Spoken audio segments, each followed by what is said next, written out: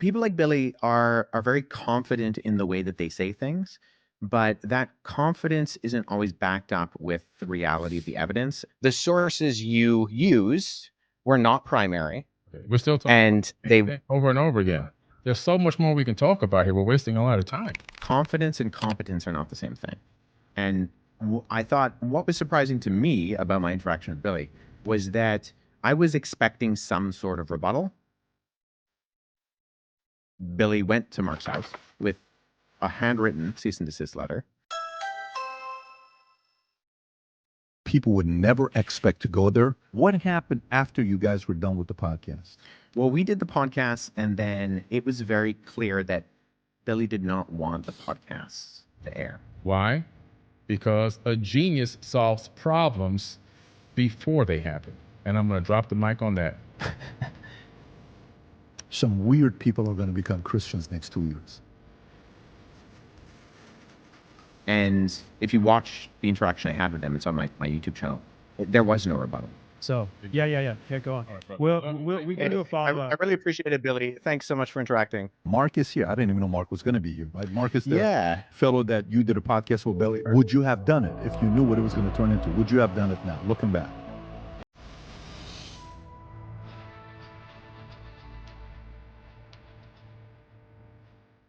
I found out about my guest today, Wes Huff, by a debate that he did with Billy Carson. And Billy Carson, who's been on our podcast before, they had a sit down together, which afterwards there was a bunch of commotion and, don't release it. He contacts the host, Mark Minard, which, by the way, today was the first day that Mark Minard, the host of, I think it's called Elevating Beyond or some name like that of a podcast, it was the first time he and Wes met each other. And I even brought Mark at the end of the podcast to speak for a few minutes about his experience with Billy, and it was very interesting watching him. But Wes, what an interesting guy, young guy who we talked about the difference between how many times he read the book of Quran. He's read, I think, 3 times, and the difference between the book of Quran and Christianity. He broke down his views on Mormonism, and then I asked the question. I said, so if Quran is what you say it is, why is the religion of Islam growing at the pace that it is, faster than Christian church, and why is attendance in Christian church declining? And he gave his argument it's growing in different places. I said, why is it not growing in America? And we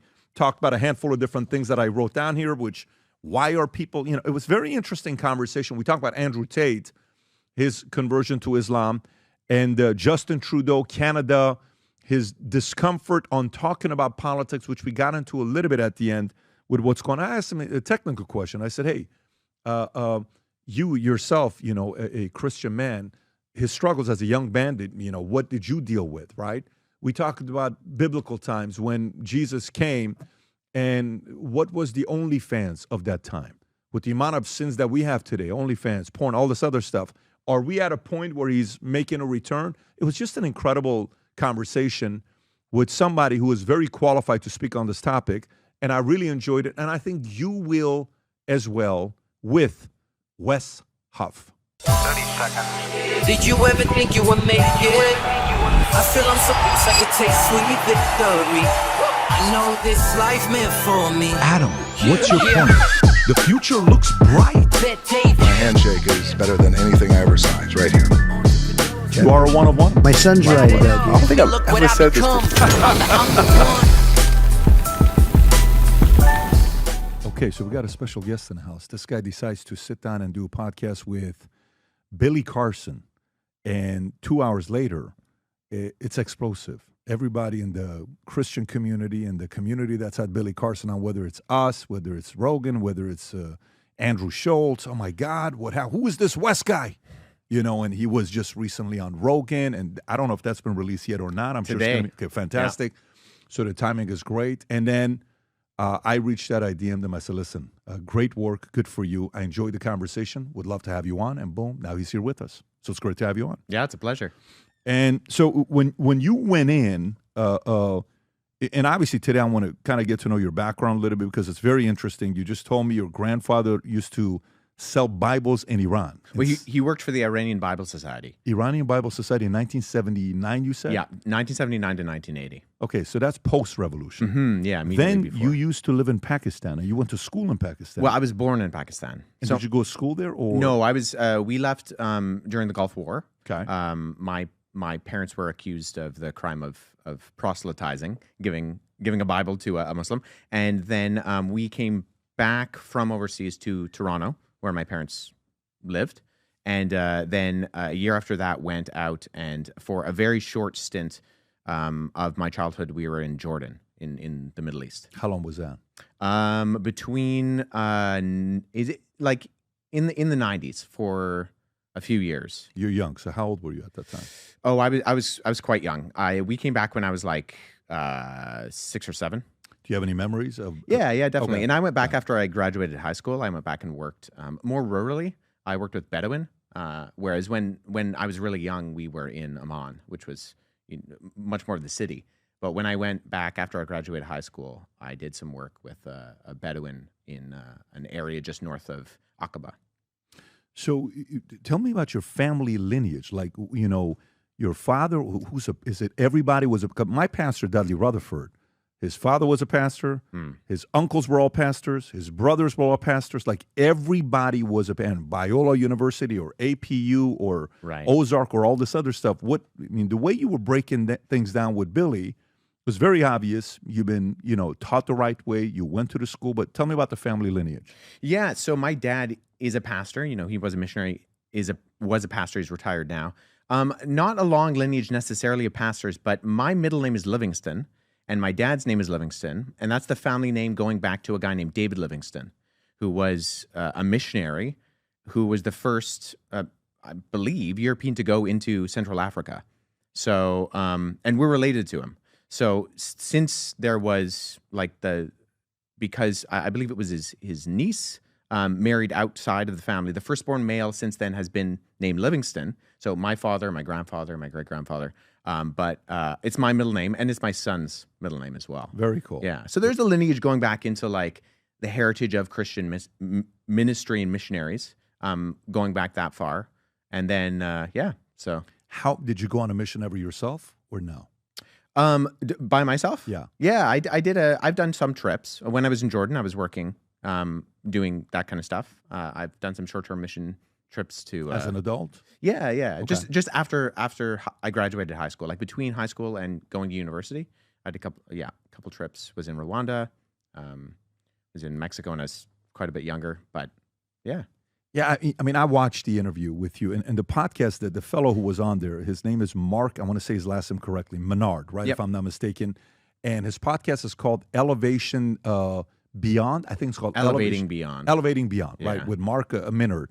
And so walk me through how this whole thing happened with you and Billy Carson. Because when you watch Billy's been at it for 14, 15 years. I think the first time, if you search up his material, you will hear he started in 2010. And he's gotten tens, if not hundreds of millions of views on many different interviews. I think even if you include TikTok, Instagram and everything combined, it's probably in the billions of views that he's gotten. Yeah. Until he sat down with you, but walk me through the invitation. Did Mark invite you? Did Billy invite you? How did that happen? Yeah. So Mark invited me. He sent me a DM on Instagram the day before. So as far as I understand it, the plan was actually for Mark and Billy to interact. Mark's a Christian. So he has Christian faith and conviction, and had talked to Billy because they had been friends, talked a lot about business together and different things like that. And so they were setting up, which had sort of been in the ether for a while, to have a conversation about some of the disagreements that they had about what Billy said about Christianity, how Mark feels about Christianity. And Anton, who is Mark's media manager, had compiled a bunch of different sources that Mark could look at and kind of review in plan for this. And I'd done in some of my social media videos, just some short response videos to some things that Billy had said on your podcast when you had him in, when Andrew Schultz had him on, when Joe Rogan had him on, just quick, 2-minute things, just kind of correcting some of those errors. And so Anton put together a Google Doc of some of this stuff, me, a few other people, and how I understand it is that Mark just kind of said to Anton right before, what happens if we just reach out to Wes? Like, what happens if we just see if he can come and interact? So he reached out to me the day before. I was out at a lunch meeting with a friend and saw the message and, couldn't get down to Florida to actually do it in person, but said, I'll jump on a call, and I'm more than willing to do that and interact with Billy and kind of go back and forth with some of the claims that he's made about Christianity. And what was your biggest takeaway when you sat down with him? What did you see that was maybe different than you had seen him on different podcasts when he's speaking? What did you sense? I think people like Billy are very confident in the way that they say things, but that confidence isn't always backed up with the reality of the evidence. And so confidence and competence are not the same thing. And I thought what was surprising to me about my interaction with Billy was that I was expecting some sort of rebuttal. And if you watch the interaction I had with him, it's on my YouTube channel, there was no rebuttal. So we get into the topics. He claims that Jesus wasn't crucified. He kind of has these sources that he uses. He brought those up, predictably, as I thought he might. And I addressed why those sources don't work for his claim. And then he collapsed. He just said, well, the first claim was that it was from the Sinai Bible, which is Codex Sinaiticus.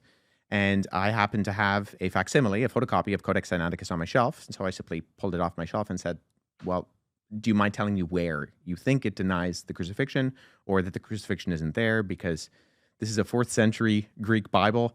It has the crucifixion. And so he kind of pivoted to saying, well, no, I misspoke. I actually meant the Gospel of Barnabas, which is a known forgery. And so I think my surprise was that he didn't try to double down.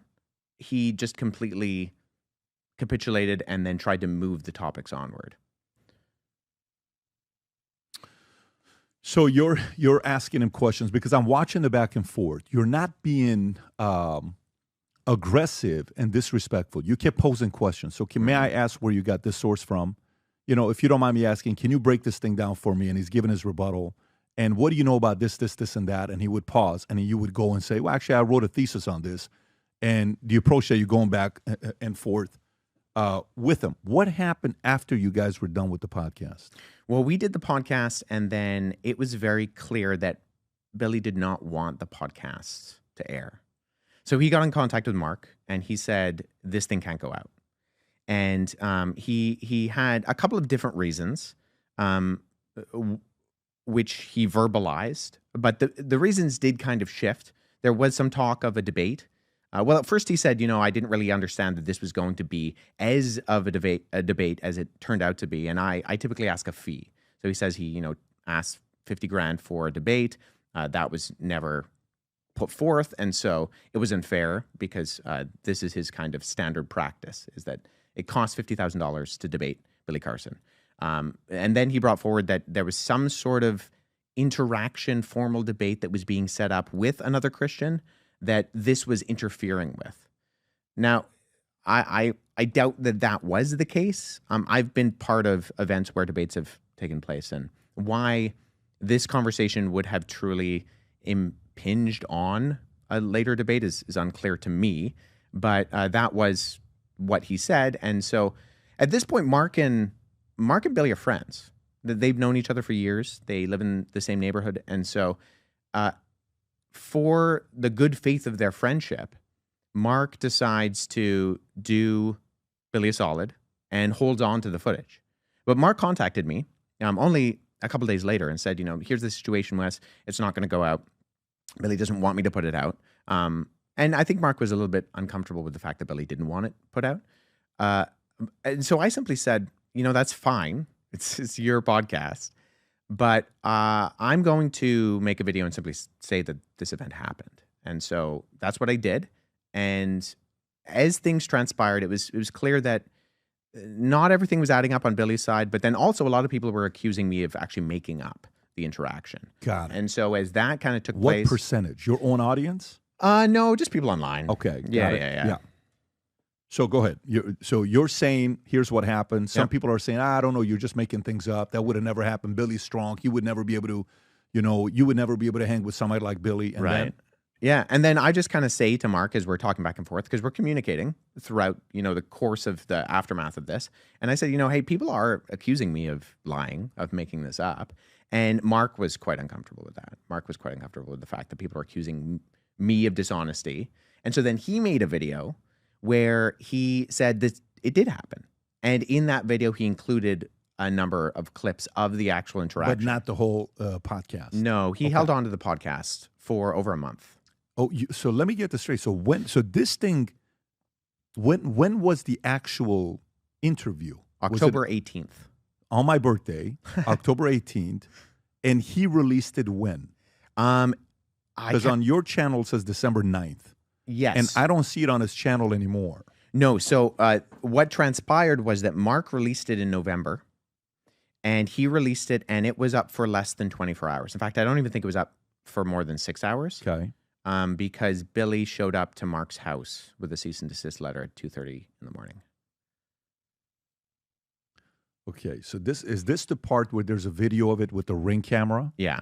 Yeah. So if people are interested in this, I would recommend two sources. Anton put out a video where he kind of he chronologically lays out some of the things that led up to it. And then Mark himself, just a couple of weeks ago, put out a video where he, from his side, put out, here's my side of the story of the things that happened because Billy went to Mark's house with a handwritten cease and desist letter. And a handwritten at 2:30 in the morning. Yeah. And then what does Mark do? Mark takes it down. So Mark took the video down.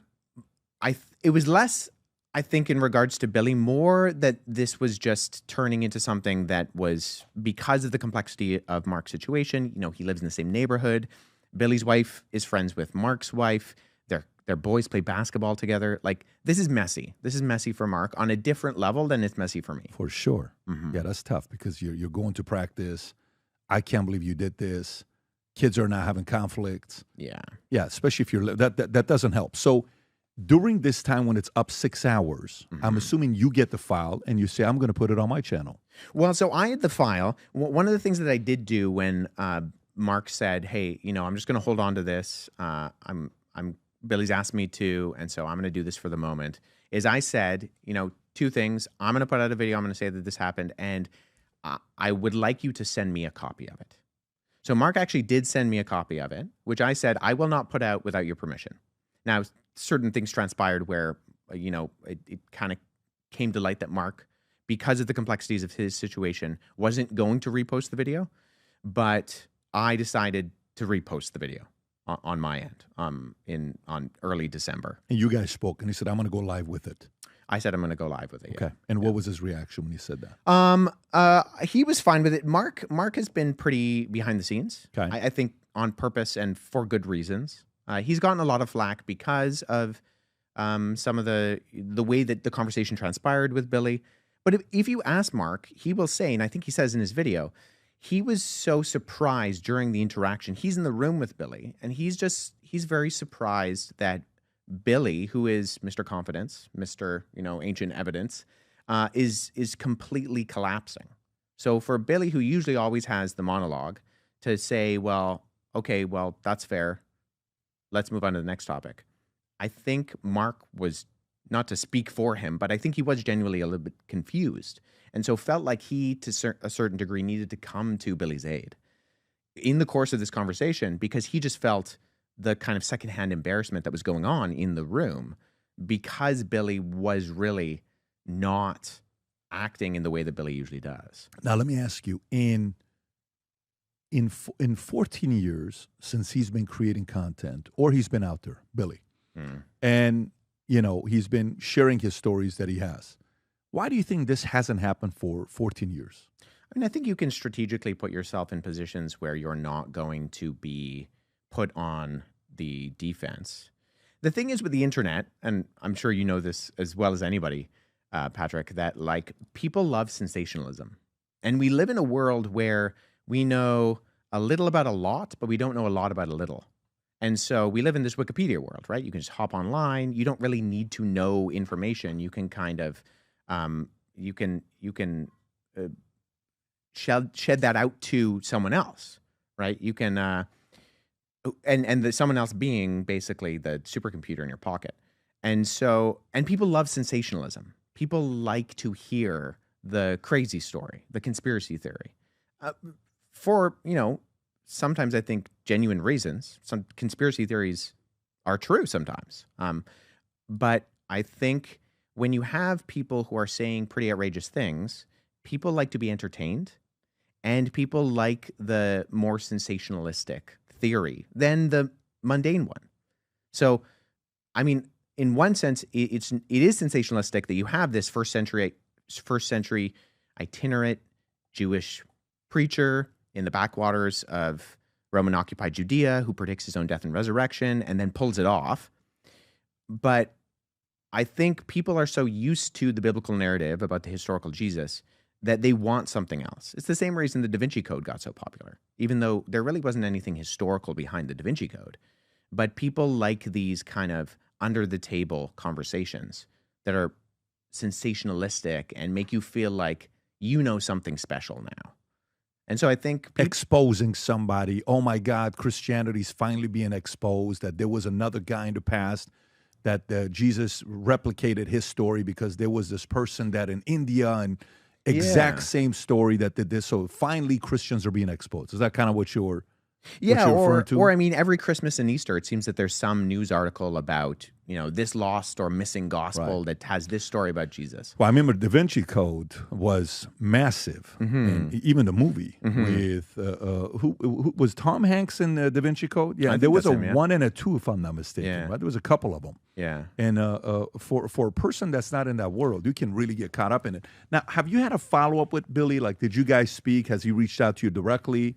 No, not to me, other than his lawyer sending me a cease and desist letter. But was that handwritten or was that typed out? No, that was an actual. Well, at least he paid you respect and he typed it. I guess so. That's a level of respect. You're not getting a handwritten one. Maybe. I mean, I think he eventually did send actual cease and desist letters to Mark. But so that's fair. Man. He has to pay respect to both people, right? So now, if there was a possibility of a part 2, right, with the two of you guys, maybe he had a bad day. Maybe he was sick that day.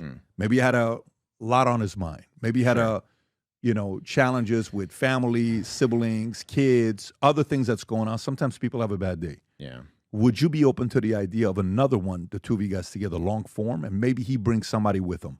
Yeah, I would be open to it. I mean, that was the original plan, was that this interaction that we had online would be kind of a precursor to ideally an in-person thing with Billy. And I actually said when Billy sent me the cease and desist letter, I made a video where I said, I will actually adhere to all of the terms and conditions of this letter if you decide to run it back with me and we do it in person. Because I think Billy has a lot of claims about the Bible, and I hope that our conversation kind of made him think twice about a lot of the claims he's made about the Bible, especially the ones that are patently false and can be verified even with just a quick Google search. But I think there are still things that Billy has said about the history of Christianity, about biblical languages that do need to be corrected, not because I have some sort of vendetta against Billy, but because I want people to know what is true. And as someone who has studied this stuff formally and does, read Hebrew and Greek, and I want people to actually know what the reality of what these things concerning the historical reliability and the truthfulness and the verisimilitude of the Bible actually are. Wes, let me ask you. I'm on your channel right now. I'm just kind of wondering who else you react to, right? Who else would be somebody where you would say is like a Billy Carson that, shares certain stories that, has caught some traction? Who else would you say? Yeah, I mean, it's an interesting question. I'm actually scheduled to do an online event with a guy named Aaron Abke, who is a growing individual within. I think Aaron has more kind of, his repertoire is a little bit more than Billy's. But my friend Stephen Boyce, who has a PhD and is brilliant on church history, and I think his PhD research was actually on Gnostic Gospels. Him and I are going to do an interaction with Aaron and another individual as well. But I mean, off the top of my head, no one necessarily comes to mind, but there are, I mean, the internet is kind of a wild, wild west with this stuff and just claims that are made. I mean, I think it's emblematic in this conversation. We live in this world, but we live in a world where social media has kind of designed it where we're so used to claims being thrown out, but claims are not actual evidence. And so you can make a claim where you say something and, because it's, in 140 characters, and we're so used to that, we think that that's actually rationale, but that's not rationale. That's an assertion. An assertion is kind of like the roof of the building. You don't start building the building by the roof. That's the last thing to go on top. The foundation, the walls, everything internal, that's the rationale and the evidence, and then you put the assertion on top. But we live in this world where everybody's throwing out assertions, and we've actually forgotten how to articulate what evidence and reasons and rationale actually are. So that's what we see online. I mean, a question about, I remember back in the days when a friend of mine who we went to high school with, I go to the Army, I come out. This is a guy that was a PCP guy, troublemaker. All of a sudden, he's no longer cursing. He's not drinking. He's not going to the clubs. I said, what's going on with you? And him and I both had a 1.8 GPA in high school. Both of us troubled teenagers. We were just, we had a hard time. And I went to the military. He went a different route. And he says, Pat, I found Jesus. I said, you found who? He says, I found Jesus. I said, there's no way you found Jesus. He said, I found Jesus. I'm laughing at him. Thinking what do you mean you found Jesus? He said, well, what are you doing next Friday? I says, I'm at the club. What are you doing next week? You want to go to the club? Let's go. He said, no, I want to take you to a different club. What's that? Church of the Paznaz of Pasadena, California. I'm like, oh, give me a break, dude. I'm not in. I'm busy. And he keeps trying. Finally, I go on a Friday night. And it's a Bible study with 5 of us from 6 to 2 o'clock in the morning, okay, Friday night. And we start kind of going through this process. And the teacher was a guy that knew a lot about philosophy, so he can go philosophy. He can talk maybe on the philosophy side, on the business side, and he can talk on the spiritual side. So different religions, denominations, what questions you got? What are you struggling? What are you battling with? And it was very interesting to see. You got the FAQs that you go through, typical objections that have come up about, why if God is real, how can he have something like this happen? How can let so many innocent, the most innocent objections, like in every business, there's innocent objections that comes up. And then eventually it gets deeper and deeper and deeper and deeper. And only somebody that went to school and maybe has studied this for many, many years, then realizes, okay, now you're asking some real heavy questions that we got to sit there and process with. How many people you think of somebody that went to school and got their, degree from certain universities that we have in America could have sat down with Billy and not exposed, but revealed the number of leaks in his arguments? How many people would be able to do something like that? Somebody that studied theology. Oh, I think quite a few. And what's that number like? Is it in the tens of thousands? I mean, was it things that was not level of depth that anybody could have overcame? That's 100%. Okay. Yeah. I don't think that the accusations that Billy was making, they're not unusual in the sense of, and I'm not really sure where Billy got a lot of the arguments that he actually articulates from, because like I said, Wikipedia articles could debunk him. Like you look on, he uses something like the Gospel of the Holy 12 for his evidence. Well, the Gospel of the Holy 12 on the Wikipedia article will tell you this is a 20th century forgery. Like we don't have any evidence before the 20th century. It was designed by a group that was trying to prove that Jesus was a vegetarian. But it's not a historical document. And so if we're going off of something like the Gospel of the Holy 12 or the Gospel of Barnabas, which is the one he uses for the denial of the crucifixion. Let's go through one of them. Let's start with the first one, Rob, if you want to go to that. So the Gospel of the Holy 12. Yeah. So there you go. So the Gospel of the Holy 12, first serialized in the Lindsay and Lincolnshire Star newspaper between July 30th, 1898 and March 10th, 1901. Presents vegetarian versions of traditional teachings and events described in the canonical New Testament. So this isn't something that has historical provenance. So it's not something that has kind of a paper trail going back into the ancient world. There are ancient apocryphal documents that you could capitalize on. Gospel of Thomas, Gospel of Peter, but this is not one of them. So to choose this as your document to prove something,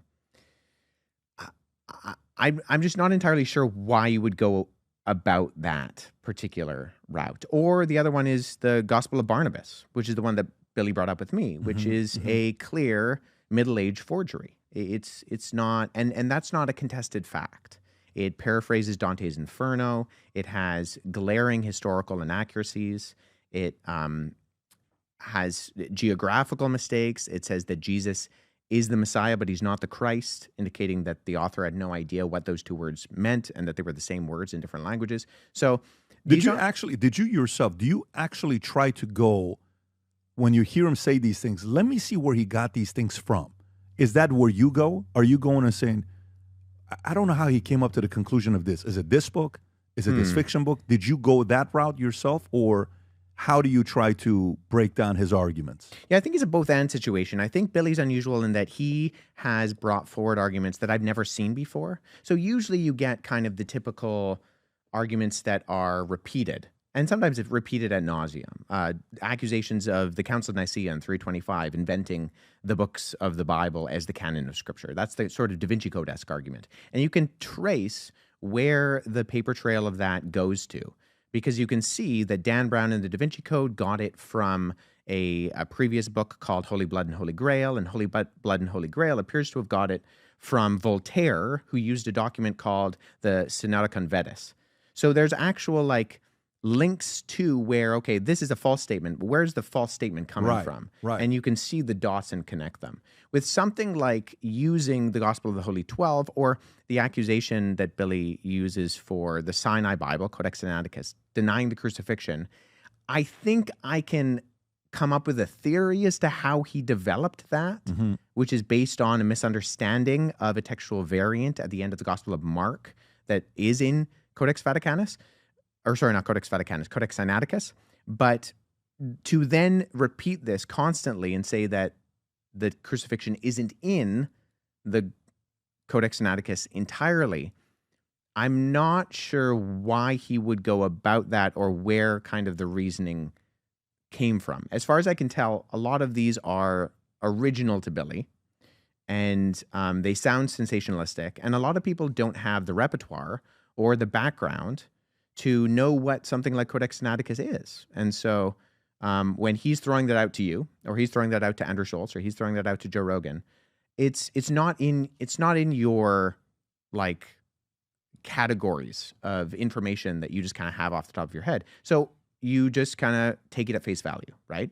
But if you take a seminary Greek class, it wouldn't be unusual to even open up Codex Sinaiticus, because it's all digitized. You can go to codexsinaiticus.org and see the document and actually practice translating some Greek from Codex Sinaiticus, because it is a prominent Greek manuscript. So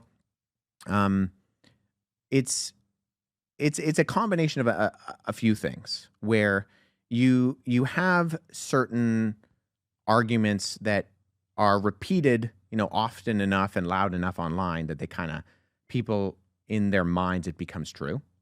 And then you have other arguments that are more novel. And I find Billy's arguments are more novel than they're not. He does kind of throw in the, Vatican is behind everything, and the Council of Nicaea and the books of the Bible, and, Constantine is another one that kind of gets pegged on Constantine for some reason. But there are other things, like a lot of what he talked about with you, that I think are, as far as I can tell, Billy originals. Billy originals. I think so. In as far as meaning nobody else talked about it. It's just his own assumption that I think this is what's going on, or the way that they're formulated. So I think Muslims have capitalized on the Gospel of Barnabas, because the Gospel of Barnabas appears to actually have been influenced by Islam in the Middle Ages, and uses some sort of typical later Islamic arguments from the Middle Ages, and does deny the crucifixion. So it has been capitalized on that way. But the way that it's been used by someone like Billy, I think at minimum it's novel, because I haven't seen it in the same way that Billy has articulated it. And did you know how sometimes you see someone and they, like in football, this guy was an assistant coach under this coach. Anyway, I don't know if you're a sports guy. This guy was an assistant coach on the other coach. So he's come through these two lineage. And that guy's a run offense. This guy's a defense. So I kind of know what his schemes are going to be when he's going to be playing against me, because that's who taught him, right? Okay, I'm playing against these two coaches. So when you're prepping for it, you're watching tape, this is kind of how you do it. Were you able to find out who was his teacher that gave him this? Were you able to figure that part out when you're speaking with him? No, not necessarily. Okay, got it. Yeah, I wonder because, when you and I were talking offline, a part of my, when I interviewed him, and we had him on a podcast at one time, and I asked him the question about what happened to you as a youth. What happened? Did you have a bad experience for you to kind of get to this point? Did somebody disappoint you? Did somebody hurt you? Did something happen here where you automatically became super skeptical about all the stuff that's going on? Because what causes someone to get here? Is it just success, money? Is it just eyeballs? Is it just accolades and recognition? Or is it, I'm going to get even to a person like this? That's what I was wondering. I want to know when he made the claims, and he said Jesus is an alien. Right. How was that for you when you heard that? I mean, it's a non-falsifiable claim. You can't prove or disprove that Jesus was an alien. I can prove a lot of things I think about the historical Jesus, but claims about aliens are claims that have no falsification. So they're kind of perfect for conspiratorial arguments because they have no ability to be debunked or to be proven or disproven. So in terms of what do I think of that? I mean, I don't know. Jesus wasn't an alien. So, of what we know about what Jesus was. And I think this gets to the heart of the issue in terms of, I can't speak to trying to get into Billy's head or psychologizing why he does something. But at the end of the day, I am two things, right? I am an aspiring biblical scholar and historian, and I am a Christian. And so I'm very concerned with a good history and articulating and using proper methodologies to derive good history. And I believe that Jesus was who he actually claimed to be, that when he predicted his own death and resurrection and then pulled it off, that people who rise from the dead have more credibility and authority than people who don't rise from the dead. And so I think that should be taken seriously. And I think the claims that Billy articulates, they lead people astray to doubt that in a way that I don't think is credible philosophically or historically and are easily debunked. And so my first priority is, okay, I want people, when I make a video, any video, a response video, or, when I'm talking about manuscripts on my Instagram page or whatever it is, different levels of kind of nerdy on that scale. It's because I want people to, A, get interested in doing good history and how that's actually performed, and B, I want to show them that the truth claims of Christianity are actually not just defensible, but are backed up by evidence in what we can look at in the time frame of history. Wes, let me ask you, again, some of this stuff is conviction, faith. Some of it is thousands of hours of studying, writing papers and research and all this stuff. How many total hours would you say you've put in this, in learning this? I mean, I don't know the hours, years. There's the whole 1,000 hours thing, right? That if you devote 10,000 hours. 10,000 hours. Right. Yeah. So, at minimum, I've definitely done that in terms of my original motivation. And I work for an organization called Apologetics Canada, which is a national not-for-profit organization in Canada. And our goal is that we want to pursue and communicate a biblically sound and intellectually robust and a culturally engaged faith. We want to come alongside Christians and help them know what it is they believe and why they should believe it. And so alongside that, I put in the time, not just because I'm interested in becoming an expert, not because I want to kind of gain some sort of credibility intellectually, although I do want to, derive a level of expertise where I can speak knowledgeably on a topic, but ultimately because I think these topics are important. And I think that they have ramifications that go beyond simply historical inferences, that Jesus is no less than a historical character, but he's also so much more than a historical character. And so my motivation and my interest is ultimately because I think that these things are true, and I adhere to a set of scriptures that calls me to love the Lord my God with all my heart, soul, mind, and strength. And part of that is loving God with my mind. And so I'm going to try to do, to the best of my ability, dive into that in order to be able to communicate what I believe is ultimately the truthfulness of the Christian worldview. While you're going through your faith, did you ever hit a wall? And if you did, what was the topic you hit a wall? Because you know how you study Billy Graham when Billy, before went on his crusade, he went and met with, I think it's Henrietta Mears, if I'm not mistaken. I don't know if you know the story or not. No, I don't. Yeah, he goes, Rob, can you type in Henrietta Mears, Mears, and Billy Graham? I think I'm getting the name right. Women's History of Henrietta Mears. Can you zoom in a little bit for me to read on zoom in? Okay, let's meet the women who inspired Billy Graham, Bill Bright, and more. Motivational whisper. Allow me to introduce you, Henrietta Mears, who blessed countless people, young and old, who crossed her path, and she was the most intentional, spiritual, perpetual disciple that I've ever read about. She was also never met a stranger, never judged her students, even when they misbehaved. She loved on them just as Jesus would do. I learned about her thanks to a friend. This is the book that was her story, Dream Big. What's the quote at the top, Rob? Rob, top of the book. She is certainly one of the greatest Christians I have ever known. Billy Graham. Meet the woman who shaped the lives of some of the most influential Christians of our lifetime. Go a little lower, Rob. Henrietta was born in 1890 to 1963. You cannot fathom all she did in her lifetime. Until she had last spread, you'll get a first-hand glimpse as you read this book. Go a little lower. First generation of the Christian. So there's a story about her. I mean, I read this 20 years ago, a while back, where he hit a wall, where it's kind of like you're questioning certain things. You know, what about this? I hit a wall with my faith at one point. And I was, going through it, and there was multiple people that played a very important role for me. Yeah. And there's different levels of wall. The first one was when I'm living in Iran. I'm getting kicked out of Bible study in this Assyrian church that my dad used to take me on Sundays. And I'm like, you want to tell me about there's a Jesus and a God? Look at all the bombs that we got from Iraq. You want me to believe this? No. And then the pastor eventually has a conversation with my parents, and they kick me out. And then later on, you're going through the next one and the next one. I'm like, the Bible, it's a lot of, this was written at a time that you had to find a way to control the populace. And people's level of naivete was they were so naive that it was easier to control people back then. Most people were not educated. Most people didn't know how to read. So they wanted to kind of, believe in something that made their lives easier. Somebody else is doing the thinking for me. I'm going to be protected.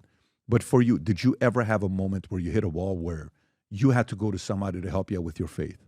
Oh, definitely. I mean, there have been lots of people who've been mentors in my life. Not necessarily mentors. What I'm looking at is like a breaking point for you. This is tough for Billy Carson, but this could also be good for Billy Carson. I actually think Billy Carsons are net positive for the world. And let me explain why. Because I think eventually they're going to run into somebody like you, who is gentle. You were very respectful. You were not condescending. You didn't use that opportunity to embarrass him. You didn't use that opportunity to undermine him. And I think you showed grace versus nowadays, there's a lot of people that are debating that want to make the other person look like they're dumb. Right. You didn't do that. I think that's a great example. That shows, wow, you can win an argument. And, I looked at your YouTube channel, what it did after your podcast with Mark when it was released. 22,000 subs, 20,000. You got 100,000 subs within the next week after that podcast was released. And then now you're at 252,000 subs. And you went on the biggest podcast on the world. And this is not even close to what's about to happen to you today. I mean, the number one podcast that beat Joe Rogan's podcast became number one because Joe Rogan told the world to go watch their podcast. So do you understand? Like, Joe beat himself. Right. Because Joe told everybody else to go. What was his podcast? Telepathy tapes? Yeah. Telepathy tapes. So Joe Rogan says, guys, I just watched his podcast. Everyone goes watch the podcast.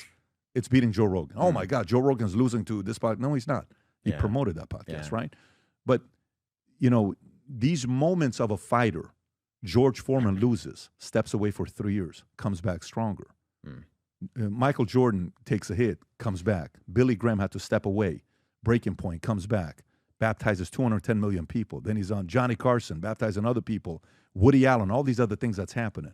What were some of those moments for you, for someone that's putting thousands of hours of setting this topic. Yeah. I think that's a good way of putting it. I mean, so when I was young, just before my 11th birthday, I was diagnosed with or my 12th birthday. I was 11, just before my 12th birthday. I was diagnosed with a rare neurological condition that left me paralyzed from the waist down. So it was, it's called acute transverse myelitis. And what basically happened was that I had the flu, and my body's immune system, instead of attacking the flu, attacked the nerve endings at the base of my spinal cord, the myelin sheath, causing inflammation and cutting off the communication between my brain and my legs. And so that was a condition which the prognosis was that I was almost certainly, most likely going to be paralyzed for the rest of my life.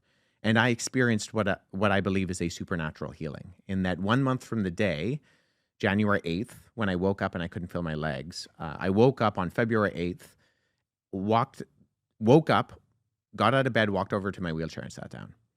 And that it was the doctors who first used the word miracle, because they couldn't explain ultimately the factors that were going on in terms of there being no evidence of the swelling on the base of my spinal cord, and also the fact that there was just no muscle atrophy in those 90 days.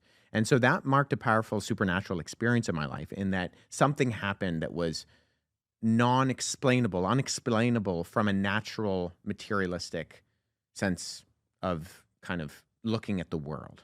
And so although that marked that powerful supernatural experience, later in my teen years, I still really, and maybe this is what you're referring to in terms of hitting a wall, is I was really wrestling with other questions, in that, okay, something happened when I was a kid. I'm not sure really how to get around that, but I have these intellectual questions about whether what I believe or what I've been taught to believe is actually true. And so that started a period of time. And that's exactly where I'm going. This is great. Yeah. Where I investigated. And, I lived in a home where we had the Quran on the shelf. And so I pulled it off and I read it at that point in time.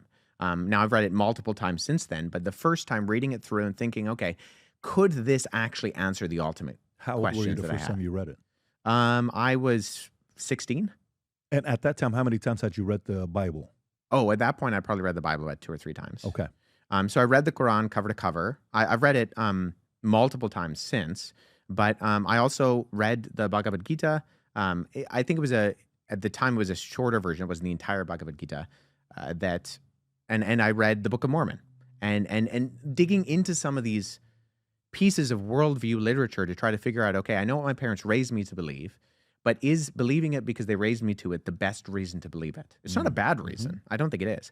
But is it the best reason? And so exploring some of these questions as much as I could at that age, in looking at these sources, going online, trying to interact with people who held these worldview perspectives.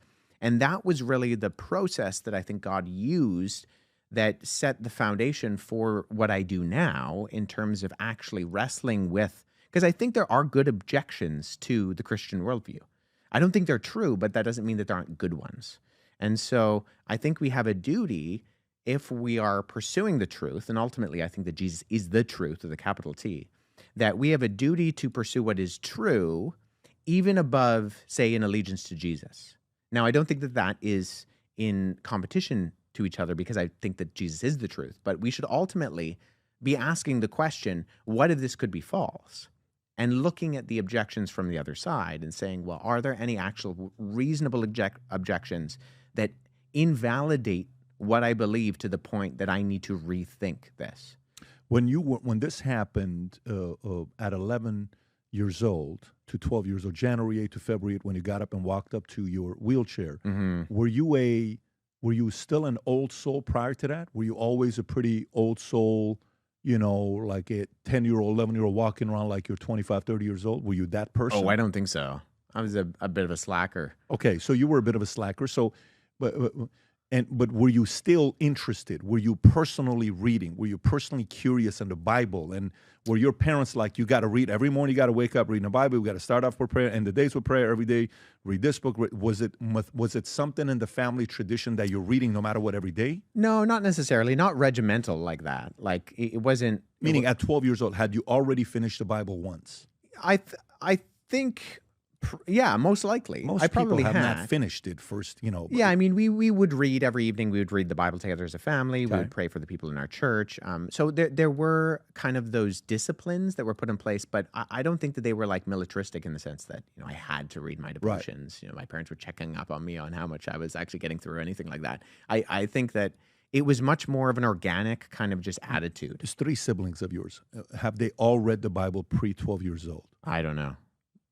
Was it something where you guys collectively would sit down? Was it a family tradition Bible? So that was a Yeah. We would Okay. do evening devotions kind of thing. So after 12, after that event that happened to you, were you a different person afterwards and people could tell? Was there a certain level of urgency where you felt like you owe it to God that I'm going to commit my life to you? Was there that kind of a moment for you? In some ways, but maybe not in overt ways in other areas. I was very invested in athletics as a kid because of that, because I felt like I had experienced something where God had given me this exposure to understanding what it was like to take advantage of walking in and out of a room. What do you have something in your Twitter profile that says something athlete, right? You Athlete wannabe? athlete wannabe. Yeah, that's what so, you got. Yeah. So I was really involved in track and field as a kid. And then I ended up competing all throughout high school and went to university and competed varsity track and field. And I felt very passionately that was, and probably to what you're saying, there being a conviction, like this is something that I need to take seriously because A, it gives me a structure for my life, but also I needed to constantly be reminded that I had been in a situation where this was just a complete impossibility. Okay, so let me get into maybe some of the issues here with you. Since you read the Quran, you said 2 or 3 times at this point, Yeah. right? And you read the Book of Mormon, and we'll get to that because I'm curious to know where you're going to go with that. The Quran, after you read the book the first time, what was your impression? Did you say, oh, wow, complete different understanding than what I thought was going to be in the Book of Quran? This is actually a great book. I actually enjoyed this. I actually learned this. What was your impression at the end? I mean, have you ever read the Quran? I've never read the book. Okay, so the Quran is interesting in that when you come to it, especially if you're a Christian and you're expecting things to be chronological, and when you open up a Bible, Genesis... Structured. Right. Genesis says, in the beginning, and that's in the beginning. And by the time you get to the end, Revelation is the end, right? The Quran is structured differently in that the biggest chapters are at the beginning and the smallest chapters are at the end. So there's 114 surahs or chapters in the Quran. And the way that it's been put together and structured is very, very different than something like the Bible, in that it's not in a narrative theme or a chronological theme, but it's on the basis of the chapters. And there are various reasons for that in terms of the overall way that the Quran eventually got codified. Because during Muhammad's lifetime, the Quran was oral. And actually, there was a hesitancy after Muhammad died in 632, I believe it was. Muhammad dies. I could be wrong on that date. I'm just going off the top of my head. Muhammad dies, and actually the Muslims who are following him have a hesitancy to write it down because Muhammad never told them to write it down. But there's this process that eventually gets put into place because Muhammad's successors in the caliphs realize that people have memorized the Quran differently. And so there is... What does that mean? Memorize the Quran differently? Yeah. So you had these individuals who were following Muhammad around and they were memorizing everything he was saying. And so part of this process is that people were remembering things slightly differently. And I believe it was so Abu Bakr, who I think is the second rightly guided caliph in the succession after Muhammad, he's the person who starts the process of kind of bringing together all of these recitations of the Quran, and then that's finalized under a later caliph by the name of Uthman. And Uthman, I think when they come to Abu Bakr, the statement literally that they say is, "Save us before we differ like the Christians and the Jews before us." And that they saw that there were some things that the Christians and the Jews were disagreeing on between their written texts, and they didn't want that to happen with the Quran. And so there's a period of time under Uthman where it's called the Uthmanic revision, where he gathers all of these documents together, all of these different recitations, and he codifies it into one document, and he destroys all of the differing ones. So in that sense, you do have a standardized version, but it's in terms of like the history of how texts are produced and disseminated, it's what's called a controlled transmission. It's essentially a government oversight of it, right? So the great thing about having only one version is that you don't have any disagreements, but if you only have one version, you have to trust that the guy who compiled that one version got it right. And there were actually companions of Muhammad within the oral or within the traditional sources of Islamic literature called the Hadith that talk about the fact that there were particular individuals who were very close to Muhammad during his lifetime who did not want to give their Quran kind of versions to Uthman because they knew that theirs was going to differ with Uthman's and he would probably destroy it. And so you have these are not, controversial in the sense that these are part of the traditional Islamic sources in the Hadith. But I think within the history of how the Quran gets put together, you see something very different than what you see in the Bible. And so when you're reading it, especially if what I did, open up the front and then read all the way through, there are parts of the Quran that are confusing because they don't necessarily follow what would be considered a overly rational order in terms of the flow of the text. So I open it up, I read it. Some things sound familiar in some ways, and that it's talking about Moses and Noah and even, Jesus, Mary are in there. But there are components of it that they're so far from what the biblical narrative is that it just seems off. And I think there's a very often in a sense that it's not chronological. Yeah. Where it's not in order. Is that what you mean? That's off, or well, the stories are very different a lot of the time. So, okay. What I think we can derive from the historical record is basically that if you take the traditional Islamic narrative, Muhammad was illiterate, so he's not said to have been a learned individual.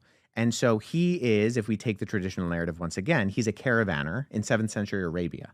And so he is going around Arabia, in the Arabian Peninsula. He's going up into countries like what are today modern-day Jordan. What is this, Rob? Is this ChatGPT you pulled up? Or No, this was just Google. Oh, okay. Got it. Yeah. So if we go by that traditional narrative, he's a caravaner, he's going around, he's being exposed to Christians and Jews because they're all over the place in Syria and in Jordan and in Iraq. These were Christian countries a lot of the time. And he's hearing these stories about who the Christians and the Jews believe are their prophets and individuals within that are part of the religion.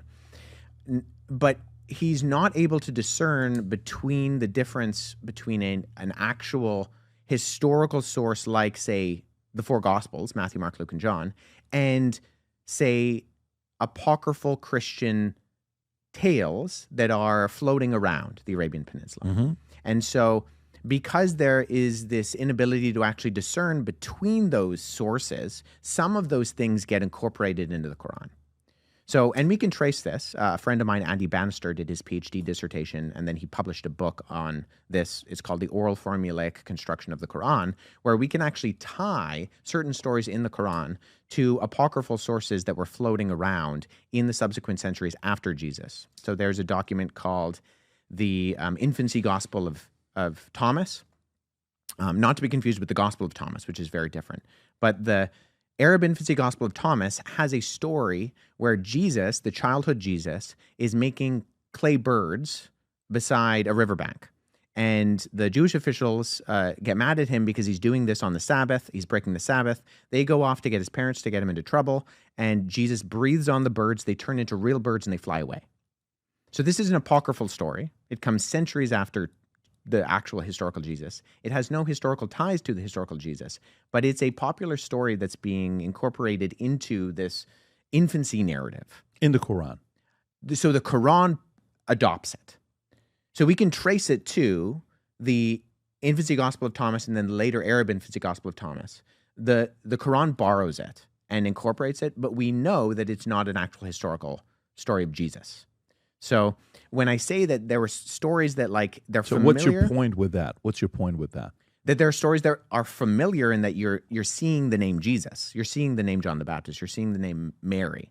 But when you're reading these stories about them in the Quran, they're not stories that they're not echoing biblical stories as much as they're talking about these characters in very different ways. That if you don't know about, say, where these sources are coming from, if you're not looking into the infancy narratives, then you're like, well, what is this? Like, this is confusing. Is this more information? Is this right information? And so now later in life, in my formal education, digging into some of those things and figuring out, okay, well, here's how we trace those sources. Here's the paper trail. Here's how we can connect those dots between where potentially the author of the Quran was actually getting them from. That's when I did a lot of that legwork. But originally I was reading the Quran and I found it unusual, but I also found it did not accurately reflect things that I was looking for to answer the ultimate questions of like meaning and purpose and morality. While you're going through it the first, second, or third time, are you sitting down with a Muslim scholar to debate and ask questions? Have you gone through that yourself? And if you did, what did you learn? Did you see contradictions? Did you see, okay, I understand this part? Yeah, I would routinely meet with Muslims, especially in like my university years. There were times where every Ramadan, my Muslim friends were reading the Quran, and so I would read the Quran alongside them. So we would read the entirety of the Quran during the time of Ramadan, and I would use that as an opportunity both to learn, but also to, I wanted to be an example to them. So when you were talking about my attitude in the way that I approached my conversation with Billy, that's been my attitude all along, in that I'm part of an organization that does Christian apologetics. And apologetics That's is the organization in Toronto you were talking about. Yeah, right. so it's in Canada, Apologetics Canada. But apologetics is just a word that means to give it a reason or to give a defense. And it comes from a passage in 1 Peter 3:15, which says, "But in your hearts revere Christ as Lord. Always be prepared to give an answer to everyone who asks you to give the reason for the hope that you have." But then it's the last part in that verse that I think is just as important. Not just be prepared to give an answer, but Peter says, "But in your hearts revere Christ as Lord. Always be prepared to give an answer to everyone who asks for the reason for the hope that you have. But do so with gentleness and respect, keeping a clear conscience, so that those who speak maliciously against your good behavior in Christ will be ashamed of their slander." And I think when we approach these conversations, whether we're talking to, agnostics, atheists, Mormons, Muslims, for someone like myself who claims to be a Christian, if I'm only giving answers, but I'm not revering Christ as Lord in my heart, and those answers aren't done so with gentleness and respect, keeping a clear conscience, then I'm not actually obeying that command in Scripture to give an answer, because it needs to be sandwiched in between those two things. Yeah, I love that. Let me go a little bit deeper with this. So, question for you: somebody may say, okay, so the Quran, and the illiterate prophet Muhammad, right? And inconsistencies in the book that was written, not like the Bible where you're kind of going through it and it's a Old Testament, New Testament. I kind of feel like, okay, when I'm going through letters or Matthew, Luke, I'm kind of feeling, he's given his testimony, he's given it. Maybe there's a little bit of differences, but for the most part, I can see how their point of view while they're walking with Jesus, they see this. Okay. Why do you think the religion, 610, 632, Common Era, Quran is done, from 632 to today, why do you think it's become the fastest growing religion in the world? And now they have, I don't know what the number is, 1.5 billion. Maybe I'm 1.4 billion. I don't know the exact number, but it's somewhere around there, 1.9 billion. Why do you think it's grown exponentially that at this point they're saying in the next 30 years it's going to be the biggest religion in the world? And some even say where 30% of House or Senate in America could be run by Muslims. Why do you think it's grown so big? Yeah, I don't know if I have an exact prognosis. Islam is a very different religion than something like Christianity in that it has a socio-political component to it that Christianity doesn't, in that it is a political religious system. And it was designed that way from its beginning, in that Muhammad, if once again we're assuming that the traditional Islamic sources are correct, he was a warlord. And so if from its inception there's been a different attitude, Jesus was the crucified Messiah in that he said, I've come to not be served, but to serve. And so when we see the beginnings of Christianity, we see an attitude where people are motivated by love your neighbor, pray for those who persecute you, love those who hate you. If a Roman soldier asks for your tunic, you give him, your undercoat also. And so there's a different attitude when we look at the substance of something like Christianity, in that Christians were willing to be persecuted and die because they believed that Jesus had already won, that he was sitting at the right hand of the Father. And so their battle cries were pray and pray, evangelize, and be willing to lose your life for this message. Whereas with Islam, there was much more of a system where it was designed to subjugate the entire world under Islam. So you have the Dar al-Islam, the House of Islam, and then you have the rest of the world. And so I think there's a political component to Islam that is very different than Christianity. I think there's also, especially in the West, we're basically being outbred in that traditional Muslim homes have more kids. I mean, there's also the component of having more wives within majority Muslim countries that's allowed, but having more kids. And so you have more kids and you have a system that allows for certain things. And so that's going to grow faster than a society which is dissuading families from growing, is maybe even demonizing the growth of a household for various reasons, whether that be political or environmental or otherwise. And so you just have very different worldview foundations for something like Christianity than you do for something like Islam. Do you Islam. think the world's a better placed based on one faith or the other? Meaning, when you're speaking with Muslims, there is a pride for them to, we're going to outgrow you and we're going to be the dominant religion in the world. And, it's going to be the way we run things. Cities, like right now with what's going on with UK, I don't know if you're following the challenges that UK is going through, where the most common name given, 30%, I think, I don't know what it was, the most common name given to kids in 2024 was Muhammad. And this is UK, right? You're talking about. Do you think Christians, the goal is to what? In your mind, is it if the faith that we have today, it's the same it was yesterday, it's the same it's going to be 100 years from now, where some criticism may be like, well, look, the church is getting smaller. Some data that we have, if you want to pull it up, you see this with Pew Research, and they'll show it and say, well, here's what's going on. And, it used to be church attendance used to be higher. I don't know how many mega churches in America are empty today. And I've gone to many of them. And you name them, I've been to a lot of mega churches in America today, because you're going places, you're like, I want to see how this guy preaches. I want to see how that guy preaches. I want to see what this is like. You're like, wait a minute, why is this so empty here? Why did we build a facility that's a $50 million facility, but 80% of the place is empty? Why did you build this place?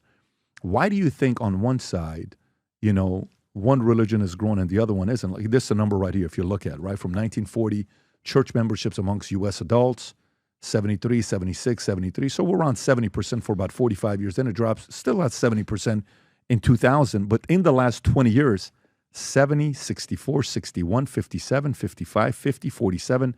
And I don't know what that number is today. Why do you think this is happening? So I think we do need to be careful with the statistics, because we used to live in a culture that was much more culturally Christian than it is today. And sometimes I look at these numbers and I often wonder, okay, yes, you see this kind of downward trajectory, but I wonder, in Canada, in not that long ago, only a few decades ago, you had something like the Lord's Day Act, where you were not allowed to have a business open on Sunday because it was the Lord's Day. Mm-hmm. And there was just more of a cultural zeitgeist that was not necessarily, I think, Christian it was Christian out of convenience, not Christian out of conviction. And so I think a lot of people used to go to church because maybe they were just following along in the society, and that's just part of what you did. And the culture shifted, and now the culture is not saying that going to church is necessarily something that you should do or need to do. And so I'm always curious as to how many of these people who used to, fill out the little tick box and say, I'm a Christian, I go to church on Sunday, how many of them were doing so because it was just par for the course for their culture, and the culture shifted and they weren't really necessarily convictionally Christian then, and they were following the stream of the flow of the culture, and the stream of the flow shifted. And so now it's just more culturally accepted to not go to church. And so I wonder whether the people who are going to church now are actually those that choose to go to church convictionally and are what you would refer to as the actual Christians, that feel that conviction that Jesus is their Lord and Savior. You know what I would say to that? So in the insurance company I built, we're a high volume recruiting insurance agency. And we grew from 60 agents to 60,000 agents. And I knew when I went to an office, they used to have 100 agents coming to meetings on Saturdays, okay, or Tuesday nights. And then I'd come back a year later and they're down to 20. And I would say, hey, what happened to attendance? A year ago, you guys had 100, Spruce was fired up. Now you're down to 20. And then I would see the broker running the office, let's just say he's the senior pastor, he would say, well, it's not about quantity, it's about quality. We have quality attendees, where a year ago we didn't have quality. Yeah. We had quantity. I'm solving for quality. And it was always for me a sign of lack of enthusiasm in the leader, lack of conviction in the leader, lack of aggressiveness and assertiveness to go out there and baptize, bring people in and baptize them later. Bring them in and share the story with them. Share the testimony of what we've done, how this business works, why it's effective. And I'll go to a church and I'll see a fired up pastor at the top, and you notice, boom, wall to wall. Good for you, right? But, and I hear what you're saying. Because I don't think the same can be said about the Mormon church. I think Mormonism is growing. When you look at their data, they're doing. And by the way, I'm not convinced about that. Well, you can say that, but data, when it's shown to me. Sure. And let me tell you where I'm going with this. You're talking to a guy that's a evangelical, non-denominational. You're Baptist, right? Yep. And I think it'd be good. One of our guys asked the question, say, hey, can you tell me the difference between Presbyterian and Orthodox? And I said, I'm going to ask Wes. I think that's a good thing for you to break down, but I'll go there in a minute. But let's just kind of stay on this topic here. This is kind of where I'm going to here right now. Andrew Tate and I are speaking, and I'm sure you know who Andrew Tate is. Year and a half ago, he gets out of jail. I'm there, the first person to interview him. He had an issue with BBC. We're sitting there talking, and he says, when I was in jail, I decided to convert to being a Muslim, religion of Islam. Okay. Tell me why. I don't know if you know his reason or not. Have you heard his reason? I have heard him articulate. And he says, when I was there, how many Christian friends of mine and fans wrote me a letter? None. Do you know how many Muslims wrote me a letter? I can't even tell you. And to me, when I saw that, boom. Okay. So while we're talking, I'm writing this thing down. And I'm writing why people convert, because I'm actually curious. So this wasn't prepared. I'm literally, when you're talking, I'm writing this stuff down while we're having a conversation. Why do people convert to Christianity or Muslim or Jehovah or Seventh Day or Mormonism or Scientology or whatever it may be, right? And I've been through all of these guys. I used to go debate Scientologists all the time to know what they're thinking about, right? In LA at their main Scientology center. So one is through your example, testimony, the way you live. Like you showed grace with Billy Carson. I walked away and I said, my son should watch this guy because men would benefit from having grace, especially when you can be a bully and you show grace. That's even more honorable. Right? When somebody knows how to fight and beat you up and they don't, and they say, look, it's just not a good idea. Look, can we not fight? And walks away. This guy can whoop this guy's tail, but he doesn't. That's grace. Good for you, right? Versus, God, let me go beat him up, show him the fact that I know Taekwondo or whatever. So to me, one is example testimony. Okay? Was that set there for Andrew? I don't know. Two, the actual content. What's in the book of Quran? What's in the book of, what's in the Bible? What's in the book of Moroni? What's in L. Ron Hubbard's, what's the book called? Dianetics, right? I've found in my experience, less than 10% of the time is the content. Because most people don't read the Bible. Most people don't read the whole book. It's the example, somebody in their lives. Third one I wrote down is disappointment, heartbreak, hurt. Hey, you hurt me. You weren't there. You're a Christian. And because of that, for the rest of my life, I'm going to be against you. Maybe Billy Carson. I don't know. I'm not trying to psychoanalyze. I'm just kind of watching maybe for myself, for yourself, for everybody. You had a great example. You know, your family, your background, you're coming from a place, organized structure. A lot of people don't have that. They're coming from a different background. And the next one I wrote down is they were there for you. Hey, you have nobody for Thanksgiving? Come over. Yeah. Hey, what are you doing this Sunday? You got no, hey, come spend some time with us. We'll go to church together. Come with me to go to Mecca. Come with me to go to this. Come with me to go with that, right? So for somebody like Andrew Tate today, whose brother's still a Christian, by the way, Tristan is. And Andrew's been going through some challenging times right now because he announced he wants to run for Prime Minister of UK and all this other stuff. And, you know, he's saying, if you're not for the British way, get out. If you're not for this, and indirectly he's calling out many of the things that's going on with the, Muslims in UK. The criticism isn't towards Christians or Jews or Scientologists or Catholics. It's a lot of criticism towards Muslims that they're getting. Going back to it, okay? Why isn't the church, the Christian church, the non-denominational church, even some of the other sects you put in it, why isn't it growing at the pace that Islam is? Yeah, I mean, I think what we see globally is that we're seeing a shift in the demographics in that for a long time, the Western world was Christianized. Maybe it wasn't necessarily Christian, but it was Christianized. And I actually think we're seeing a shift statistically in that's moving to the global South. That if you look at the continents of Africa and Asia, that the church is growing at a rapid rate in those countries. And I think there are various reasons for that, but I think we are genuinely seeing that. Can I give a rebuttal to that? Sure. Okay. So, again, I'm going to take you back to my example of running an insurance company. Somebody could say, well, look, yes, we're not growing in California, but I can tell you we're growing in Florida and we're growing in Texas and we're growing in Tennessee. That's because we were never in Texas, Florida, and Tennessee. We just moved into that market, right? Sure. So somebody may say, well, that's because we're just breaking into that market in Asia or in, South, whatever, Africa or some of these places or even the Middle East. By the way, Christianity is growing in Iran in ways that most people don't know. The percentage is exponential in Iran that's growing. The stories I get and the testimonies, it's unbelievable when I see some of this data that comes back.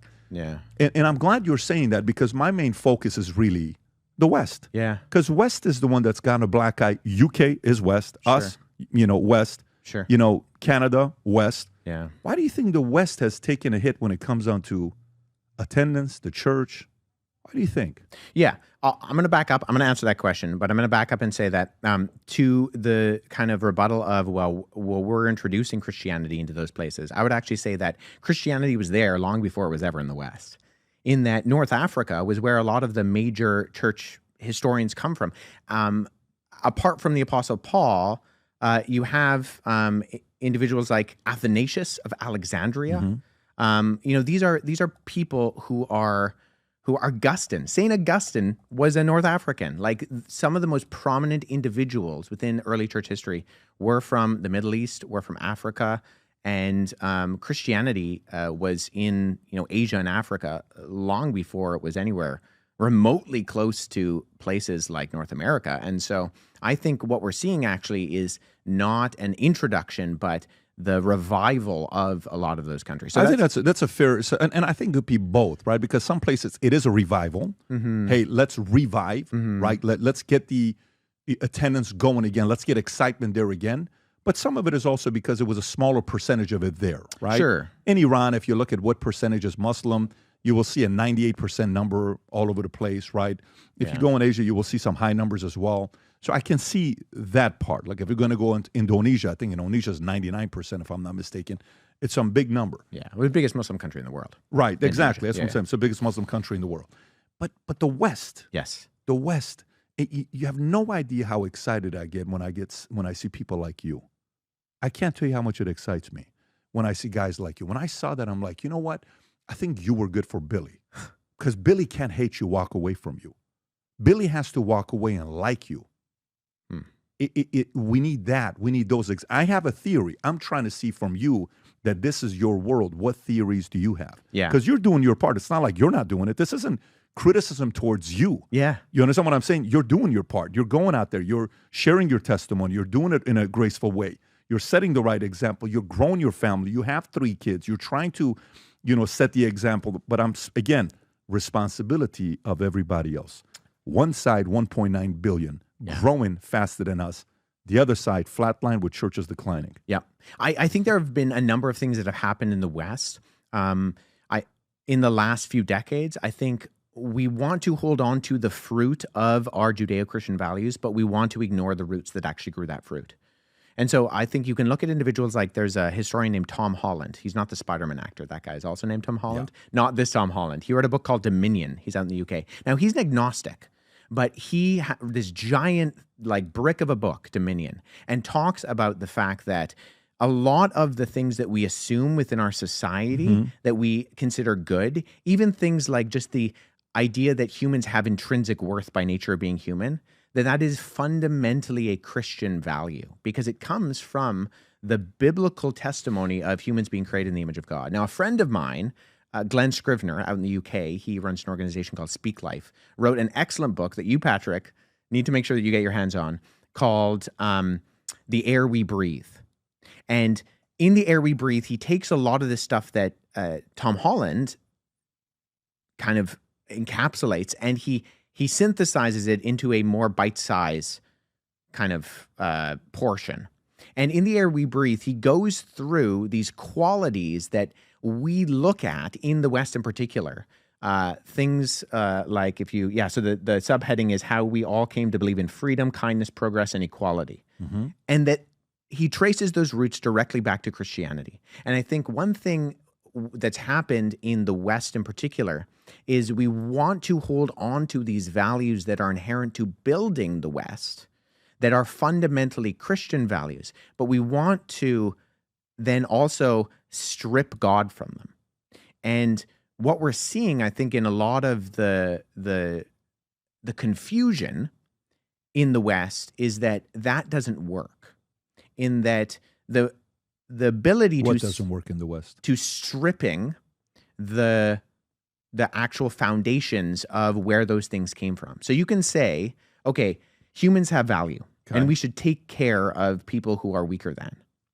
Sure. But where does that come from? Because if all you are is matter in motion, right? If you're just the product of time plus matter plus chance, right, then survival of the fittest actually should mandate that no, not all people have intrinsic value. In fact, some people have extrinsic value in that what they can contribute to society is actually how we should ascribe their worth. And so say if they're, and we're seeing this in Canada with MAID, medical assistance in dying, if they're elderly and they can no longer contribute, if they're sick, then the best option for them is actually to be eliminated. Because although we're going to dress this up in language like care and dignity, ultimately what it's saying is that this person no longer has enough to contribute to society, so we should remove them from society. And so I think our world wants to hold two things at the exact same time, which are fundamentally contradictory, in that it wants to say values, freedom, unity, purpose, kindness, progress, equality. Mm-hmm. These are things that built the West. But we also want to say, well, no, all that God stuff, we want to get rid of that. Mm-hmm. And once you start to do that, you run into issues with foundation. Where are you getting your actual reasoning to say? So Glenn Scrivener, my friend who I mentioned who wrote the book, The Air We Breathe, he always says— I just ordered a book. Great. I'll make sure I let him know. You got him a sale. You did. I might even get him to sign it for you. One of the things he says is, when people say that morality, like where you get your morality from. And I've done this with, atheists who want to say that rape is wrong. Now, rape is wrong. Rape is objectively wrong. And I say, okay, why is rape wrong? Where do you get the objective morality to say that something like rape is wrong? And they say, how dare you say I don't have any morality? I'm saying, no. I'm not saying you don't have morality. I'm saying, where do you get that from? And Glenn has this analogy where he says, it's like saying, where did you get your pants from? Where did you buy them? And you saying, how dare you say I don't have any pants on? Like, no, I'm not saying you don't have any pants. Where's the source that your pants came from, Patrick? Where did you purchase them from?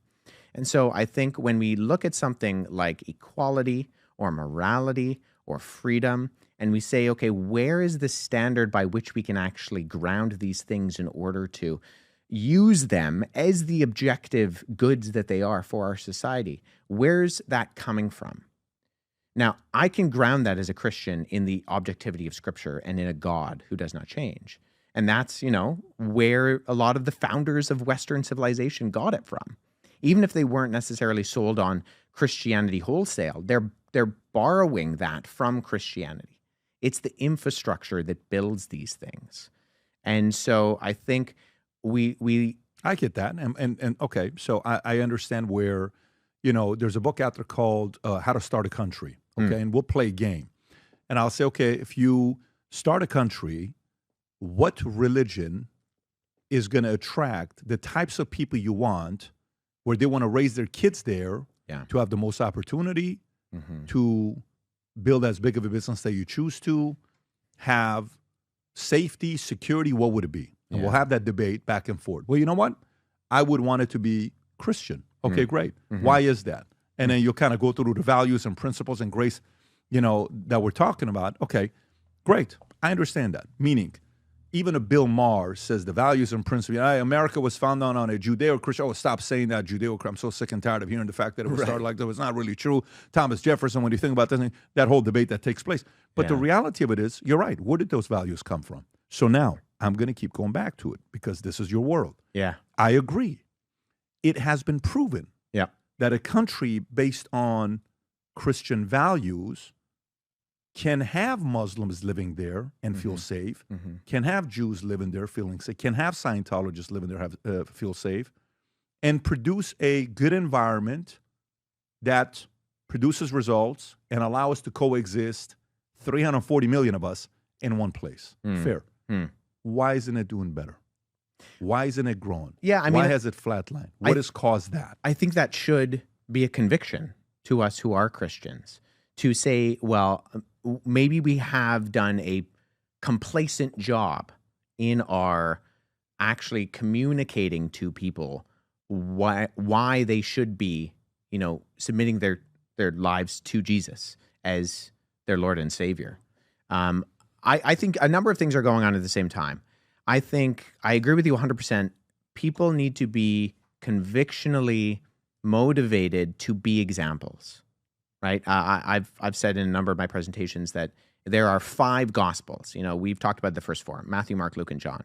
But the 5th is actually the life of the believer, in that if you are a Christian, you are claiming your identity in Christ, and that is good news. Evangelion, it's the gospel. And if people are seeing you, they should be encouraged to then go back and read the other 4 gospels, because that's where that source is going to come from. And so I think that we as Christians need to be doing a better job, and so many people are. And I'm optimistic about the church in the West. I'm optimistic about the churches I see that are doing good things. Now, that's aside from maybe the mainstream church or like larger denominational churches that are capitulating on certain issues that have been true within historical Christianity. But at the exact same time, Patrick, I think one of the other factors that needs to be incorporated in this conversation is that a worldview can be true even if all of its adherents are terrible examples of it. In that, I don't think they should be terrible examples, but if you brought in a cello into this room and told me to play Beethoven, and I start, squeaking away on it, your conclusion shouldn't be, wow, Beethoven, man, that music is terrible. I understand what you're saying. I mean, I understand that analogy. But, there's plenty of other examples for me to see it, to say, okay, well, that guy can play it. Yeah. Like I listen to this guy's YouTube channel, Jacob's Piano. I love the way he plays piano. Right. And I don't know how many millions of subscribers he's got. He doesn't know me. I don't know him, but I love listening to the way he go to videos and go to most viewed. And I can tell, go to popular. Mm-hmm. That right there, that first one that's got 141 million views, I've probably, don't play it because it will, I've probably listened to this. Yeah. I don't know how many hundreds of hours. I've just put it on repeat and he plays. Right. And it's 4 songs and it's so phenomenal. So there's examples for me to be able to go to somebody and say, great. Just like we have it right now. We got plenty of great examples of guys like you. We got it. We got plenty of examples. All I'm sitting there while I'm going through this is which one of these areas is our league? Right. Are Muslims beating us in a better example testimony, Christians? Is that why they got Tate? And a lot of young people nowadays are converting because of that. Is it because of our content? Is it because the structure, the Quran is written better than the Bible? Okay. Is it because of, you see where I'm going with this? Is it because of our, they're disappointed, heartbreak, hurt, too many letdowns? Yeah. Is it because of, they're there for them more than we are? Or maybe it's because somebody stepping up that's vocal, that's got conviction, that's willing to, be a little bit out there. And, when I'm sitting there the other day watching Billy Graham on Johnny Carson, I don't know if you've seen Billy Graham on Johnny Carson or not. If you haven't, I think it's worth you watching to see what he does. This guy goes on his mission and he does what he does. Sometimes Christians right now, walking on eggshells, you see the Muslim religion. I'm just while we're talking, and you know this better than I do. This is your world. Is what happens if I choose to leave the Christian church? What if I say I'm done? I don't want to be a Christian anymore. What does the church do to me? Well, if they're a good church, I think they should follow up with you. They should pursue you. But will anything happen to me? Am I in trouble? Oh, no, you're not in danger. I'm not in danger. No. Is somebody sending me a write-up?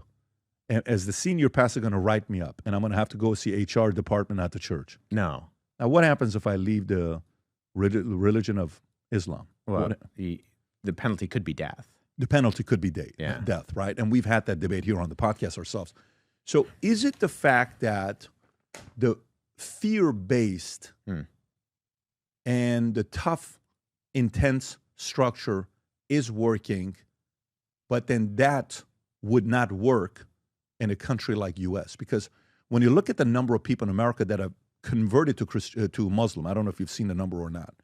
Do you know what the number is? No. What do you think? I'm actually curious because it's your world. What do you think the number is?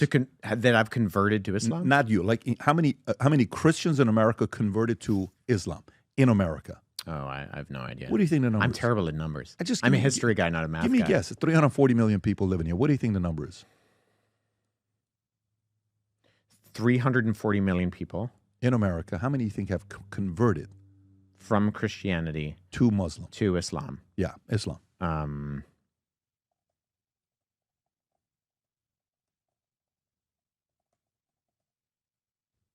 You're getting deep, so you are a numbers guy if you're thinking. No, I'm not. I'm trying to figure out how to not make a fool out of myself. 2 million. What's the number, Rob? Look at that. It's a small number. Oh, okay. And by the way, Huffington Post says it's only 20,000, but it's annually. Right. So, 20,000 annually. Yeah, no, I don't think Islam is necessarily a religion where we're seeing converts. I think Islam is a religion where we're seeing importation. Yes. In that we're seeing a lot of people come from other countries and we're seeing families grow. And so I think that, when you mentioned the Mormon church, I think the back door of the Mormon church is a lot bigger than the front door. I think a lot more people are leaving the Mormon church than are actually. I don't disagree. Yeah. I don't disagree. I can't tell you how many people I meet where they tell me I used to be and they almost apologize. And I say, I'm from Bountiful or I'm from, Salt Lake. And, I used to be, I'm no longer right now. But also I think they're very systematic. I think they're very structured. I think they're very systematized. I think they lift each other up and they support each other. I don't know how many times I've been told to go watch Napoleon Dynamite, one of the worst movies of all time. But the actor was Mormon. Oh, well, we need to have a debate on that. That's the real debate. Stop it. Napoleon Dynamite is one of the best pieces of film of all time. We're going to have a problem here right now together if you go there. But you see, so for me, think about, I'll give you another example here, and then we'll go change the topic here to go somewhere else. And I want to see if you have a message for Andrew Tate. So for me, during COVID, COVID happens. And a lot of big companies, Goldman Sachs, Merrill Lynch and, Chase and all these guys, Morgan Stanley, we are not going to go see our investors and, private equity money. You have to only Zoom because we have to be COVID protected. Right. And David Solomon's going and sitting down with people on the jet and he's talking to guys.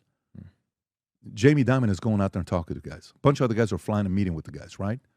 So what happens? They got the business during those 4 years. A lot of people didn't. What happens 4 years later? Some of them grew. Some of them went out of business. Guess what? You're not going there to them during a time like that. You know, I think there's got to be the you know how the league every 10 or 20 years needs a new superstar. Sometimes baseball or sports go through a flat time where they don't have the next Brady, the next Mahomes, the next whatever that they're going through. I think this is a big opportunity for, like, when I watch what Charlie Kirk did in the last 12 months on TikTok, it's like, whoa, amazing. You know, the other day Trump's talking about, why would I want to shut down TikTok? Look at the numbers that we have. We're doing this, we're doing that, we're doing this, we're doing that, we're doing this, right? And so what is that? What does Charlie Kirk get credit for? I think one of the things I give Charlie Kirk a lot of credit for, Charlie Kirk goes on school campuses and sits there and says, ask me anything. Is this the one, Rob? Zoom in a little bit on the data with this. Oh, it's cut off. I have to go find the original. Yeah, but just zoom in on the bottom. I'll show. That shows how many views on the bottom. 2.4 billion views. Team Trump. Donald Trump, 1.4 billion. Kamala Harris, 1.3 billion. Charlie Kirk, 1.3 billion. And then you see at the bottom, Taylor Swift, 251 million. You know, Beyonce, 131 million. Kardashian, 121 million. So why would we take down TikTok? I think today, believe it or not, I think it's the season where a bigger Billy Graham's going to come that's using the tools. I'm actually very optimistic about the future. And by the way, here's a crazy prediction I'll make to you with us being here right now as well. I think some weird people are going to become Christians next 2 years. Oh, and I agree with you. And I think we're already starting to see that with the Iron Hersialis and others, where we're seeing a resurgence. Oh, I'm talking bigger. Yeah? I'm talking bigger. I'm talking some guys that people would never expect to go there. I think that's happening next 2 years. No, I think you're right. And I think we're in a particularly interesting age where you had the new atheism with the Richard Dawkins and the Daniel Dennett's and the Sam Harris's. And I think we saw those seeds planted and they grew into dead trees.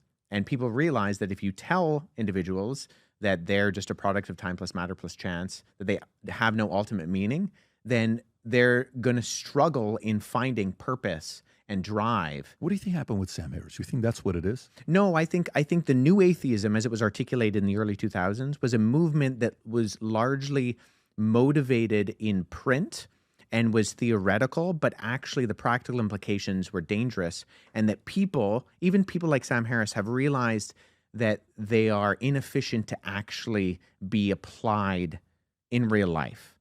And so that's why you see, I think, people becoming the quote-unquote spiritual but not religious, and the new age becoming far more popular than... I don't run into atheists in the Richard Dawkins types anymore. I don't. I run into a lot of people who are into manifestation and meditation and Christ consciousness and all of this kind of esoteric, very vague. I want the things I like about religion, but I don't actually want to be held accountable to anyone or anything. I'm finding that more and more, and that's also empty. And so I think you're 100% right in that we live in a particular age where the clarity that's going to be spoken into the confusion, I think, is the truth of the gospel message and Christianity. Because ultimately, in what you were saying before, when you're looking at this meta-analysis in terms of, okay, well, where are the leaks? Where are the problems that we're seeing in terms of why, say, something like Islam is outgrowing us? Well, I think if you look at the Christian worldview, it's different than religions like Islam in that Islam spread largely by occupation, where Christianity was a grassroots movement because it looked at Jesus, the crucified Messiah, the Lord of eternity who stepped out of his throne into humanity in the second person of the Trinity in Jesus and then died the death that we deserve, and then said that your goal is to stand before the Father and hear well done, good and faithful servant. Faithful. Not influential, not, world shifting, not, everybody wants to have a presence online. No, it's you just need to be faithful, and you need to be a servant in that faithfulness. And God is going to do great things with that. God's going to produce the Martin Luthers and the Billy Grahams and these individuals who change the world fundamentally through faithfulness, not through occupation, not through militaristic movements, But if we're faithful to the gospel message, that's really going to... You think Billy Graham was faithful? Oh, Billy Graham is definitely faithful. Yeah, yeah. When we see these people, and I mean, I have slight disagreements with some of the things that Billy Graham believed, but ultimately you see a testimony of someone. Like what? I mean, specifics? Is it like no theological? It's more very minor theological issues. Like I think.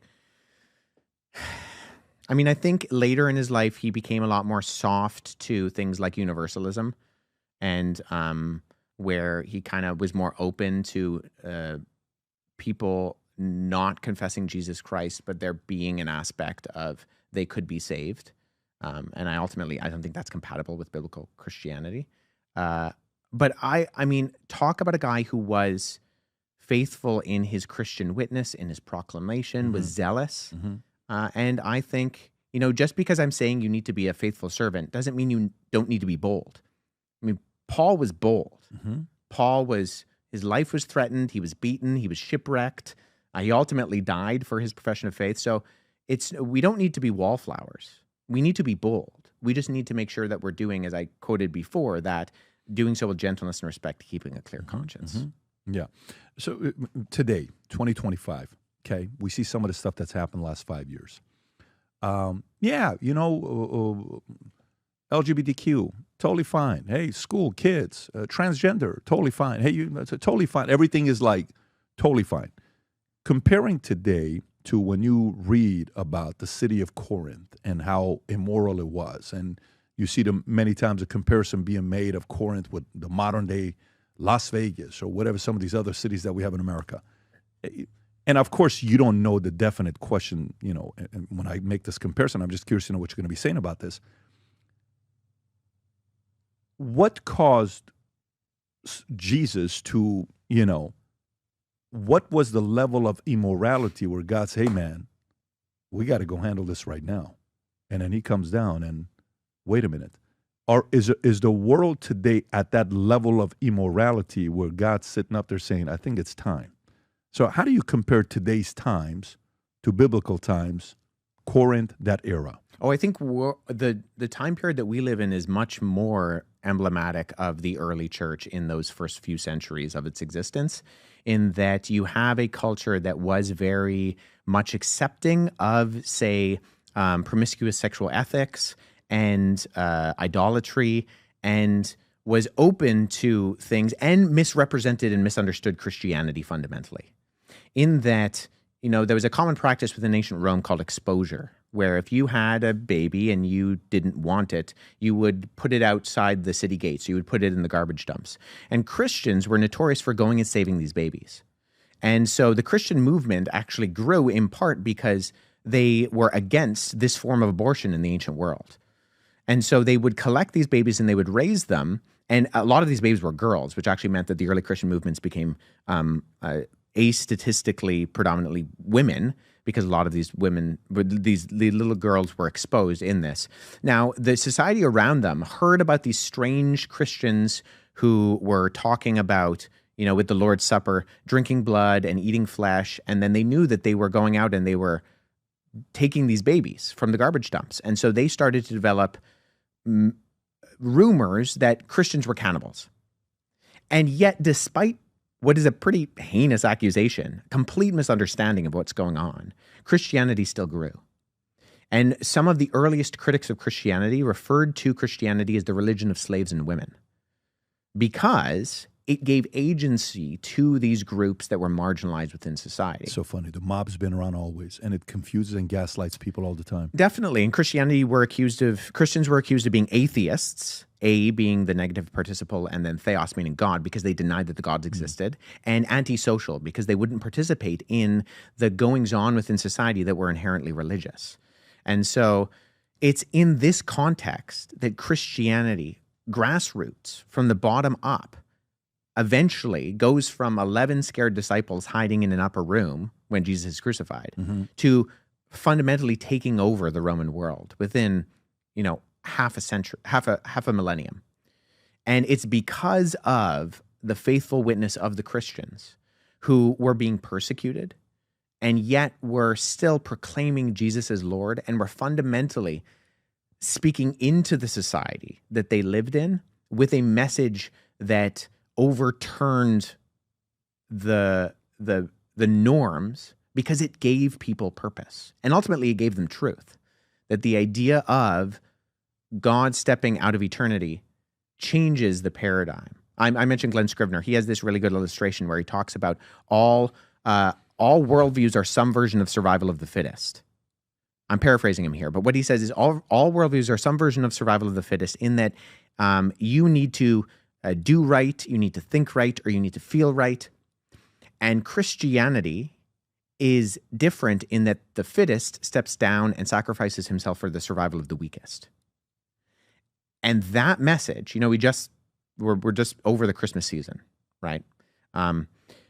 The Christmas message of God becoming a baby and becoming vulnerable is both an example to us of humility and how we should live, but ultimately in worlds where might and power in a very abusive way are often seen as the way to go, Christianity subverts that, in that Jesus could have taken cues from, all the rulers of his day, of Caesar and of Herod, and later on during his earthly ministry of Pilate, right?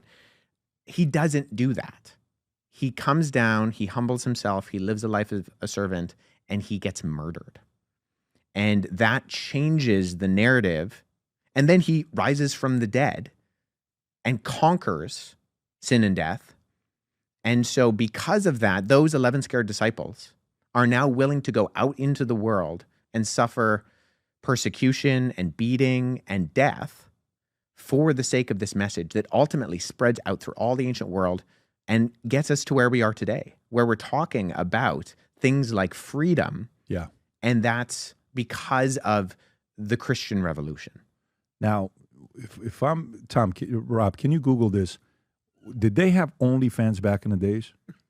You almost Googled it, Rob, so you know. He almost what are you talking about? Is there OnlyFans back then? I mean, was there, what was the quality of porn back in the biblical times? What was the quality of all the other things that they had? I guess where I'm going to right now is, okay, Jesus is coming back. Yes. To those people.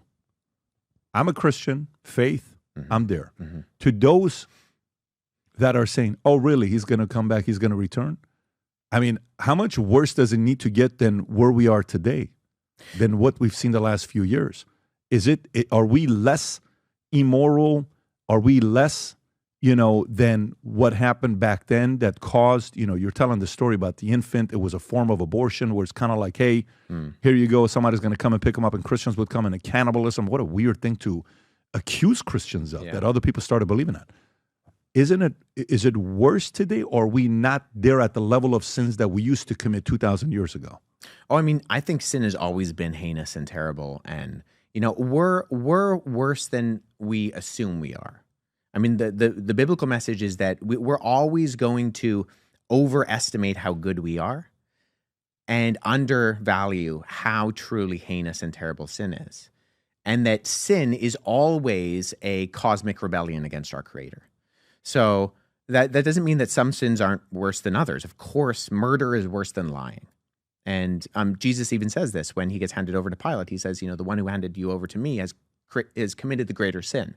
So all sin is sin in that it is a rebellion against our Creator, and it's that cosmic treason. Mm-hmm. But some sins are worse than others. I mean, I don't know if I can stratify, okay, this is a period of time when it seems worse than others. I mean, at the end of the day, I think we're always worried with the evil out there, and we forget about the evil in here.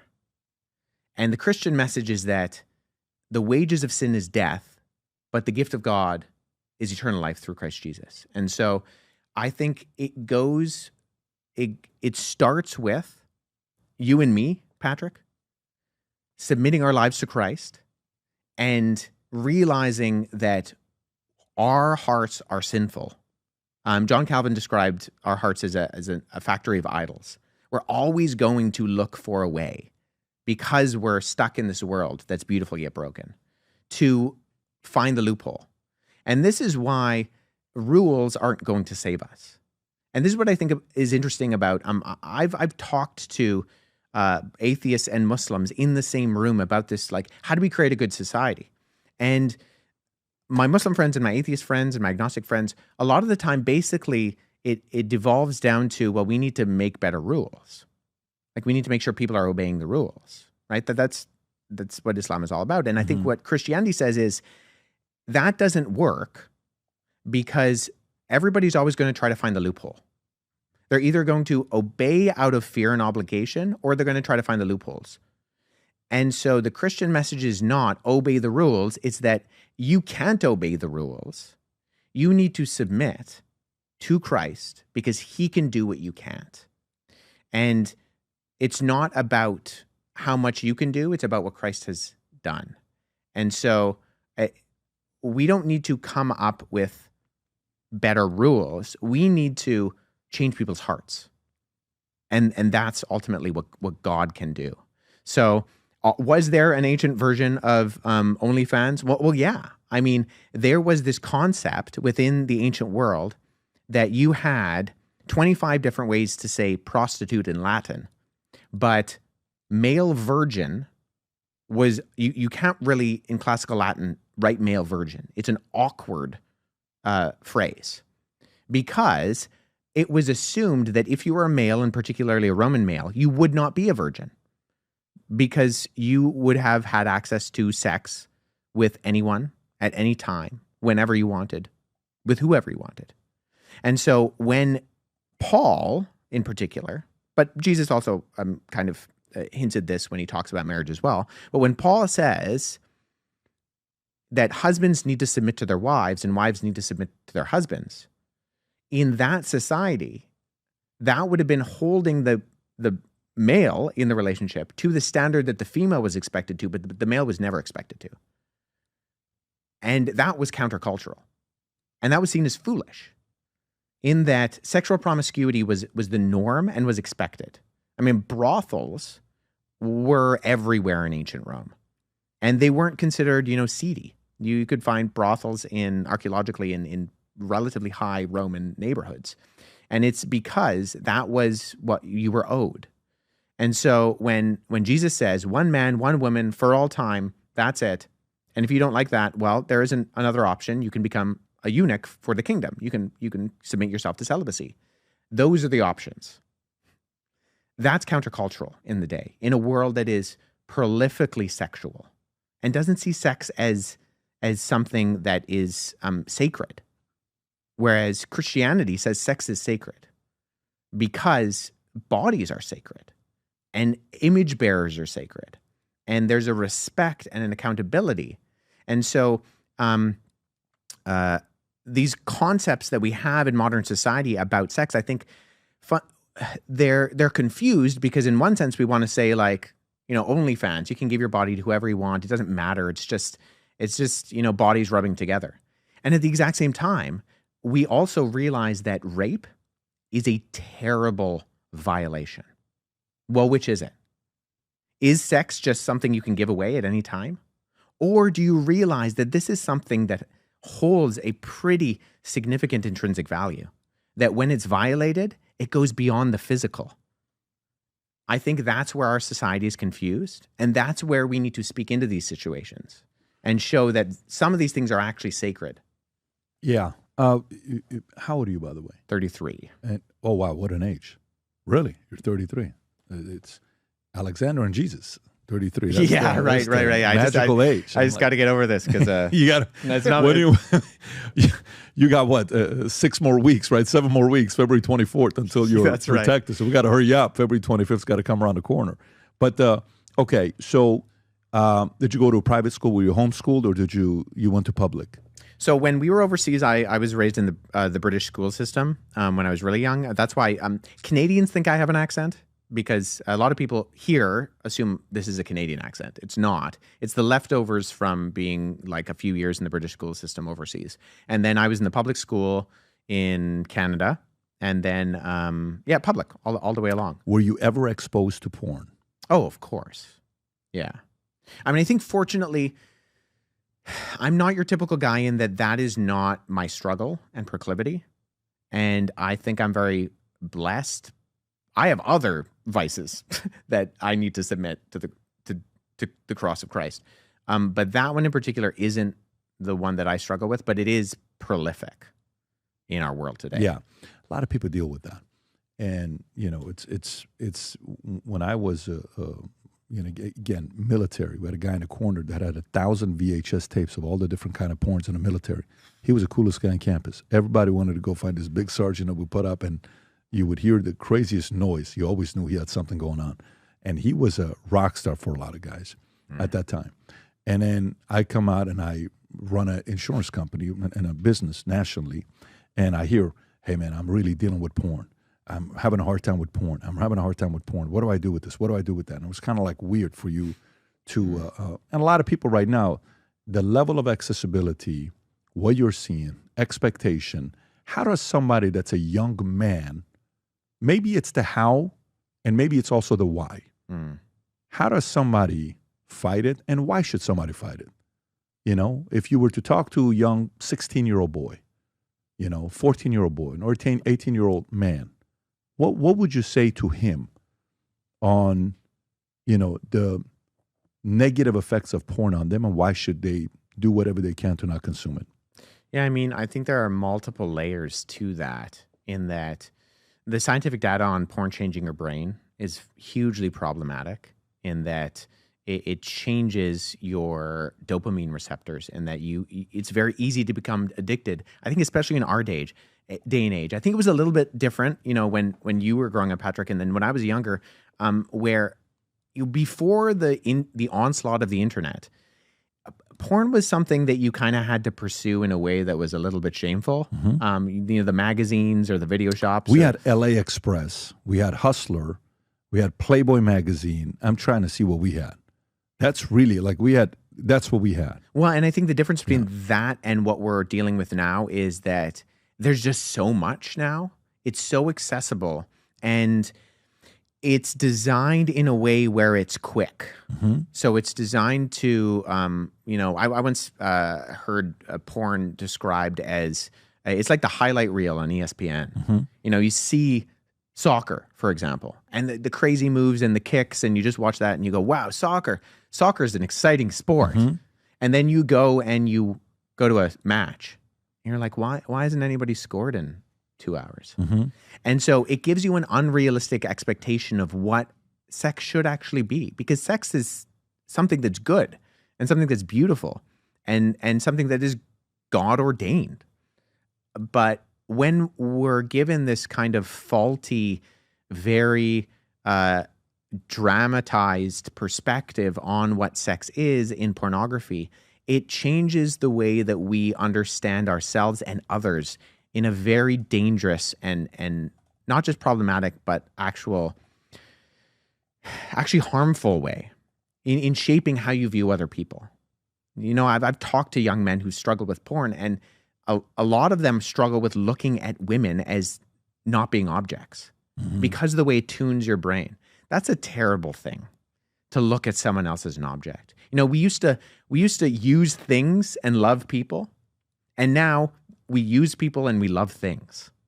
And I think that's a dangerous shift in our society, in that there are, apart from the fact that I think that, porn is sinful, lust is sinful, and is going to have implications that are going to harm you spiritually, that are going to have echoes that go into eternity. I think even if you move that aside, although I think that that's the most important part of the conversation, the health aspects of the way it's going to shape your thinking as a young man, the way it's going to shape your perspectives on discipline and how you view the people around you, how you're going to respect them, I think that that's dangerous. And we see in our society in that, like, a lot of, I think this is a problem in places like Asia a little bit more. I don't know if you've seen the statistics on places like Korea, where sexless society. Sexless society, right. Yeah. And part of that is porn, is that they're getting this like dopamine hit. They're getting the highlight reel. And so they don't feel like they don't need to pursue the actual connection. And sex is a spiritual thing. And so it's meant to be created. Like the first promise, the first covenant that God made when he created humanity was that he gave woman to man and man to woman to be unified, to become one, to reflect that image of God. You know, both men and women are symbols of the image of God. And when they come together in unity, that's the perfect reflection of what the image of God is. And so there's a spiritual component that I think we understand in what I was talking about before with rape.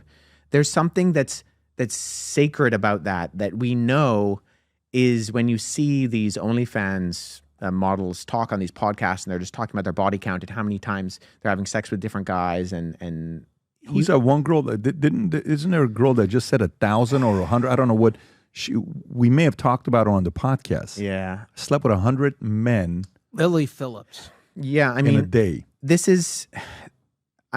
kind of thing breaks my heart because this is someone who is an image bearer, and this is defilement, right? And I think even I saw a clip of afterwards they were trying to interview her, and she just breaks down crying. If sex is just like any other thing you can just give away, why would it impact her? Do you remember like that? what she cried about? No. Yeah, she was crying. It was such a weird thing on why she was crying. It was a Rob. Just make sure you're not playing a clip like last time. You know, is this a safe video? Yes, Okay. I believe there's no nudity. Go ahead, Rob. Oh dear. I think sometimes like feeling so like robotic, like by the 30th, you know, like when we're getting on a bit, I've got like a routine of like how we're going to do this. And like, it just, sometimes you'd like disassociate and be like, you know, like it's not like normal sex at all. In my head right now, I can think of like 5, 6 guys, 10 guys that I remember. That's unbelievable. And that's it. Do you know what she just said, Rob? I don't know, it's just weird, isn't it? Like, out of the 100 guys, she can only remember 5 or 6 of them. Keep playing it. I wouldn't have known I've done 100, you know. But yeah. I think that was kind of the hard part, is like conversing with them and like when they'd kind of be like, oh, like we've only had 2 minutes or 3 minutes and you said 5 on the message. Yeah, I mean, you see The that. emptiness. You see that Yeah. in her demeanor, in her voice. Like, this is a publicity stunt, but it has ramifications for her as a person, which are sad, which are a picture of brokenness, because you shouldn't. This isn't sex. This isn't what sex is meant to be. This is an abuse of what the goodness of something is meant to be. And we all understand when something is abused, right? Like whether it's a worldview system or an idea, or when other people are taken advantage of. This is not what it's meant to be. And you can see that very starkly in the way that she is reacting. Yeah, I mean, it's tough when you see this. I think one of the best breakdowns I saw on porn was from somebody that you least expect me quoting, was Pamela Anderson. Pamela Anderson explains to her this interview she's doing, and she says, look, when I talk to my boys, I prepare them about porn. Says, because it gives you an expectation. Says, I used to, because she says, I'm guilty of it. Some may say I come from that. I maybe even started that because of my tape or whatever she talks about.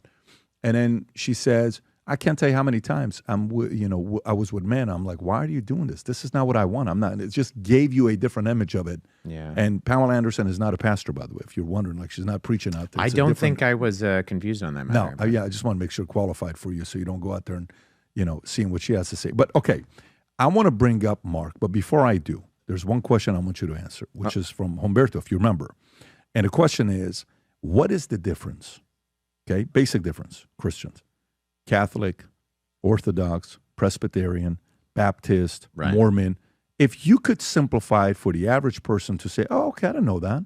Yeah. Oh, okay, I didn't know that. What's the difference between those different sects under Christianity? Yeah, so I think you have different categories in that you have like Christianity broadly in the statistic sense, where you have the major Roman Catholic, Eastern Orthodox, Protestant,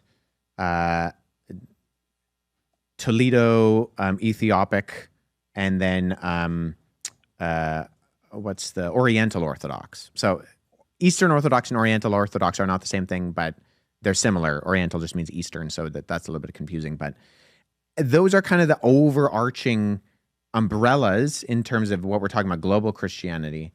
I mean, inside, I'm a Protestant, and I'm a Protestant out of conviction, not out of convenience or complacency, in that I truly believe that the tenets of historical Protestantism coming out of the Protestant Reformation, of individuals like Martin Luther, John Calvin, Zwingli, Melanchthon, Knox, these are guys who reformed the church back to what it was meant to be. And so in that, there's a smaller conversation under the umbrella in, okay, well, now you have all these denominations. Now, I actually think denominations are a good thing because humanity is very different, right? Patrick, you and I don't look like each other, right? I can't wear my skin after Labor Day. I'm so white. There's problems with that, right? So we're different in that people think differently, they look differently. I live in Toronto. It's a multicultural city. The amount of different cultures represented in my church is phenomenal. And so I think there is something to say of, if we agree on the centrality of the gospel and the message of who is Jesus and what he came to do to be saved. Now, there's obviously caveats to that. If it's just that, then, I mean, it is just that in one sense, but if it was only that, then you have a lot of people in the New Testament writing a lot of letters and wasting their time. So there's obviously more to that. But I work for an organization, Apologetics Canada, where I'm a Baptist, and all the other individuals who are on my speaking team along with me are not Baptists. So my colleague Steve is Anglican. Andy is, I believe, is Mennonite Brethren. And then Troy is non-denominational charismatic. And we work fine. In fact, I think we complement each other in a lot of ways, in that we have our disagreements theologically, but the disagreements are always on secondary issues. And I think there's room for that. There's room to disagree on secondary issues, as long as when we are coming down to what matters, when we are going out and we are articulating what is ultimately true with a capital T in the gospel, we all do agree on that. So I am actually a fan of denominations because I think it gives an opportunity for people to be reflective of the diversity within the kingdom of God. And unity does not always mean uniformity. And that's a good thing. Unity doesn't always mean uniformity. Yes. Okay. I like that. I actually, by the way, as a Canadian, do you have any opinions on Justin Trudeau or no? No opinions whatsoever Him on resigning? Justin Trudeau. I mean, I have to be careful what I say politically, but let's just say I'm not mad that he's resigning. Okay. Got it. Interesting. So, Well, actually, no, we can skip that. Billy actually in his response video said that I was part of the NDP, which is the New Democratic Party in Canada, which is a left-leaning party. That was one of his accusations against me. And I have had people reach out and say, Wes, why do you support the NDP? They're obviously not in favor of lots of things you adhere to with Christianity. And I can say definitively, I'm not part of the NDP. I don't know where Billy got that. would you consider yourself a conservative? Yes, definitely. Okay. Yeah. So politically, you would be... Oh, politically, I would be conservative, yeah. Okay. Whether that means that the Conservative Party of Canada or there are others, the People's Party of Canada, like there are... But yes, politically... What do you think about this Pierre guy? Pierre Poilievre? Yes. I like him. Yeah. I think he's good. I think he's bright. I think he's intelligent. He, I believe, was the finance minister under Stephen Harper. And so he knows what he's doing. And Canada is in a very dire situation right now in terms of its housing market, in terms of its economy. I think it needs a lot of help. And if Pierre is going to do the things he says he is, I'm all for it. I like it. You know, he's pro-choice and pro-LGBTQ marriage. That's his. I don't know if you knew that or not. Yeah, I mean, I'm not. I obviously have caveats, Right. And I'm never going to find a political party that's going to agree with me on everything, because I think, you know, the problem with politics is it's full of politicians, and so based on that, you're never going to find anybody who agrees with everything you say. But I think he's a 10 times better candidate than who what Trudeau did the last few years. I can't tell you how many people I run into here in school, kids whose parents escaped Canada to come down here to Florida because they're not comfortable with the politics that's in Canada. Maybe that's a different thing. Yeah, I mean, I'm encouraged by the things that Poilievre says he's going to incorporate. I hope that those play out well, because as a young person living in one of the most expensive cities, not just in Canada, but in the world, and looking at our housing market, looking at our economy, I want my family to grow. I don't want it, I'm only planning on having more kids. And so there's a trickiness to that right now in Canada with everything that's going on. What do you think about Trump? Any opinions on him? Once again, need to be careful politically. Why do you say that? I work for a national not-for-profit that has charitable status. And so within the way that works in Canada, advocating overtly for a political candidate could compromise our charitable status. Is that a law? Yes. You can have your charitable status revoked if you're advocating for politicians too overtly. Wow. And that has happened in Canada.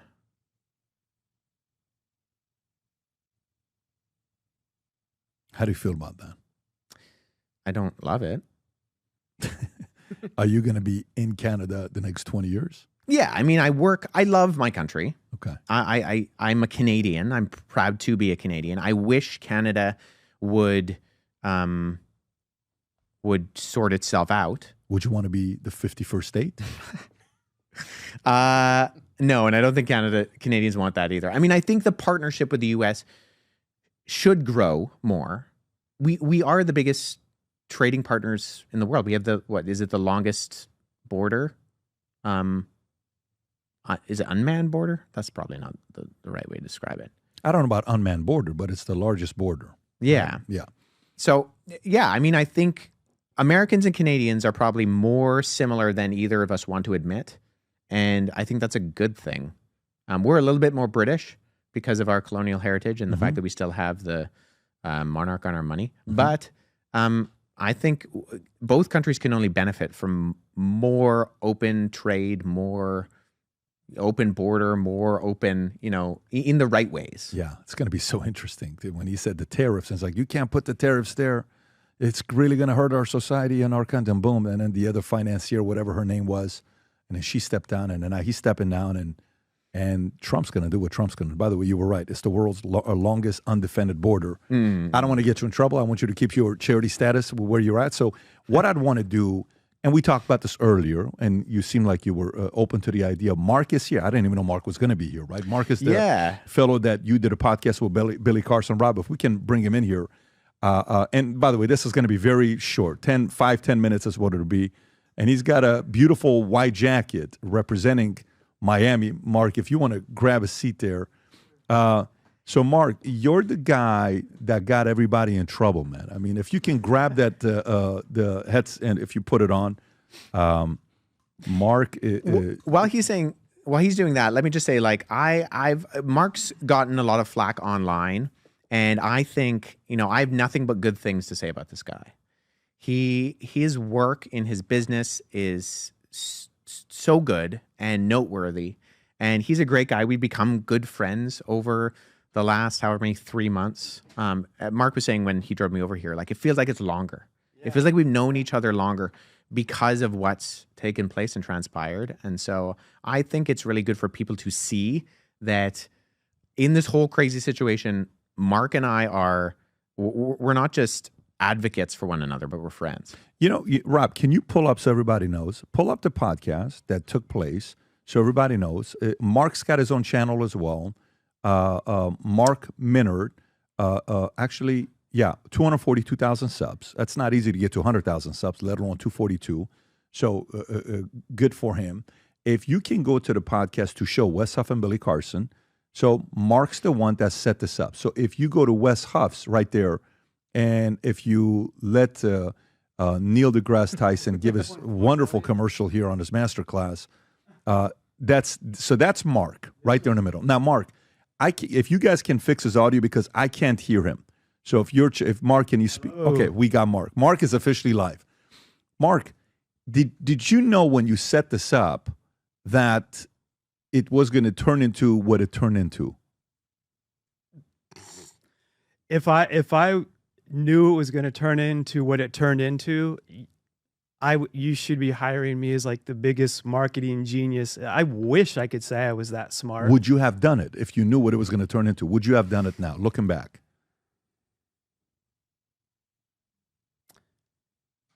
So,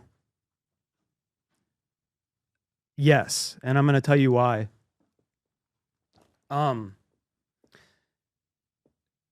First of all, going through this whole process, Billy being a good friend of mine, this whole situation has been just insanity. But what I didn't realize, like through all the attacks and everything that was going on, now that this has gone as viral as it has, I've started to receive hundreds of messages a day from people telling me, this like chokes me, like this podcast has brought them from a dark spot back to God. And I didn't realize, I didn't have a clue how many people had been so steered away from their beliefs in God and were just fallen into darkness from the, I mean, I've had so many now, people. If I ask you this, you know, what's interesting is it looks like when you're doing it, you and Billy are friends, like I was saying earlier. We are. You are friends. Well, we were. Yeah, you were friends.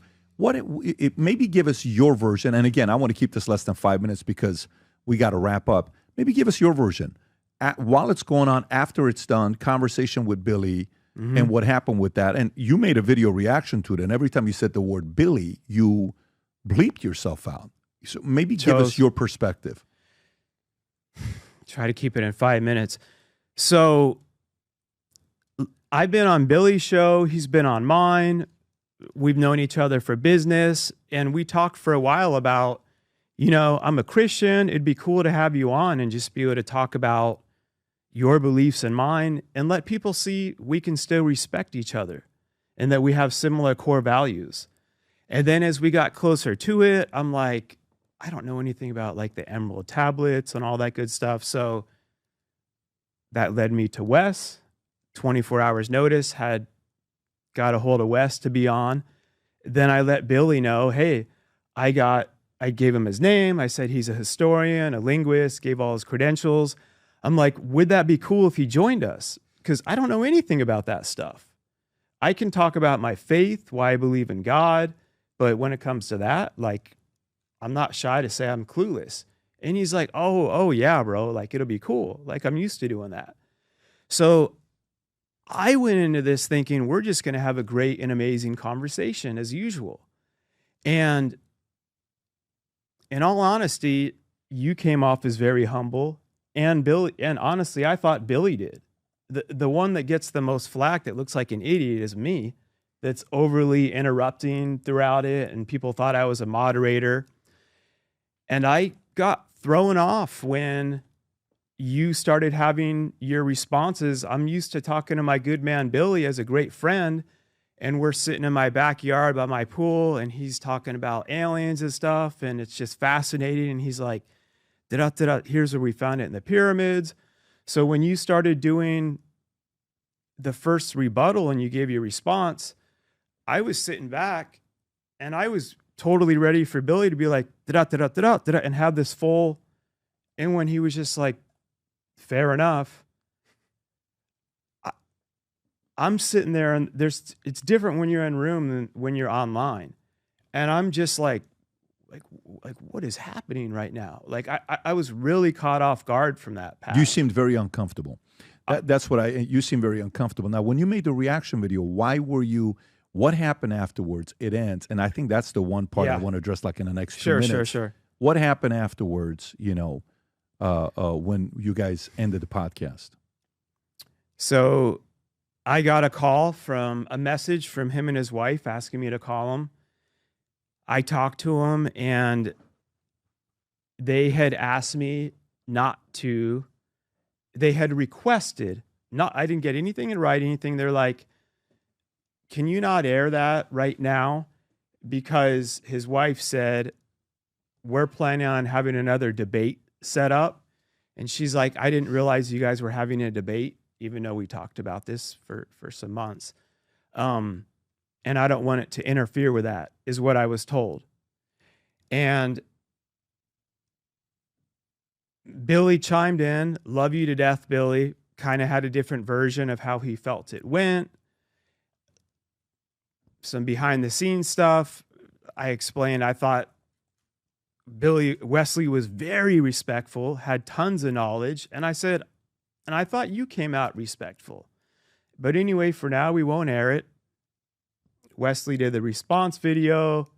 People found out the show was done, that it wasn't, they requested it to not be aired. They found out it was on my show. I continued to get attacked for like a month on every level about this. I made time to meet with Billy and try to mediate about, can we do like a follow-up show, like something, you know, if you want to even prepare more, we could do it and have it more structured. And he's like, I don't know. I don't want to have anything to do with that West guy. The attacks, everything just continued. At a certain point, I finally made a decision a month later to go live with it, to release it. And I wrote a long explanation as to why. To Billy. Yep. Okay. And it explained how I was having attacks, defamation of my character, and everything. Anyway, we released it. I think it was like at 9 p.m. on Friday.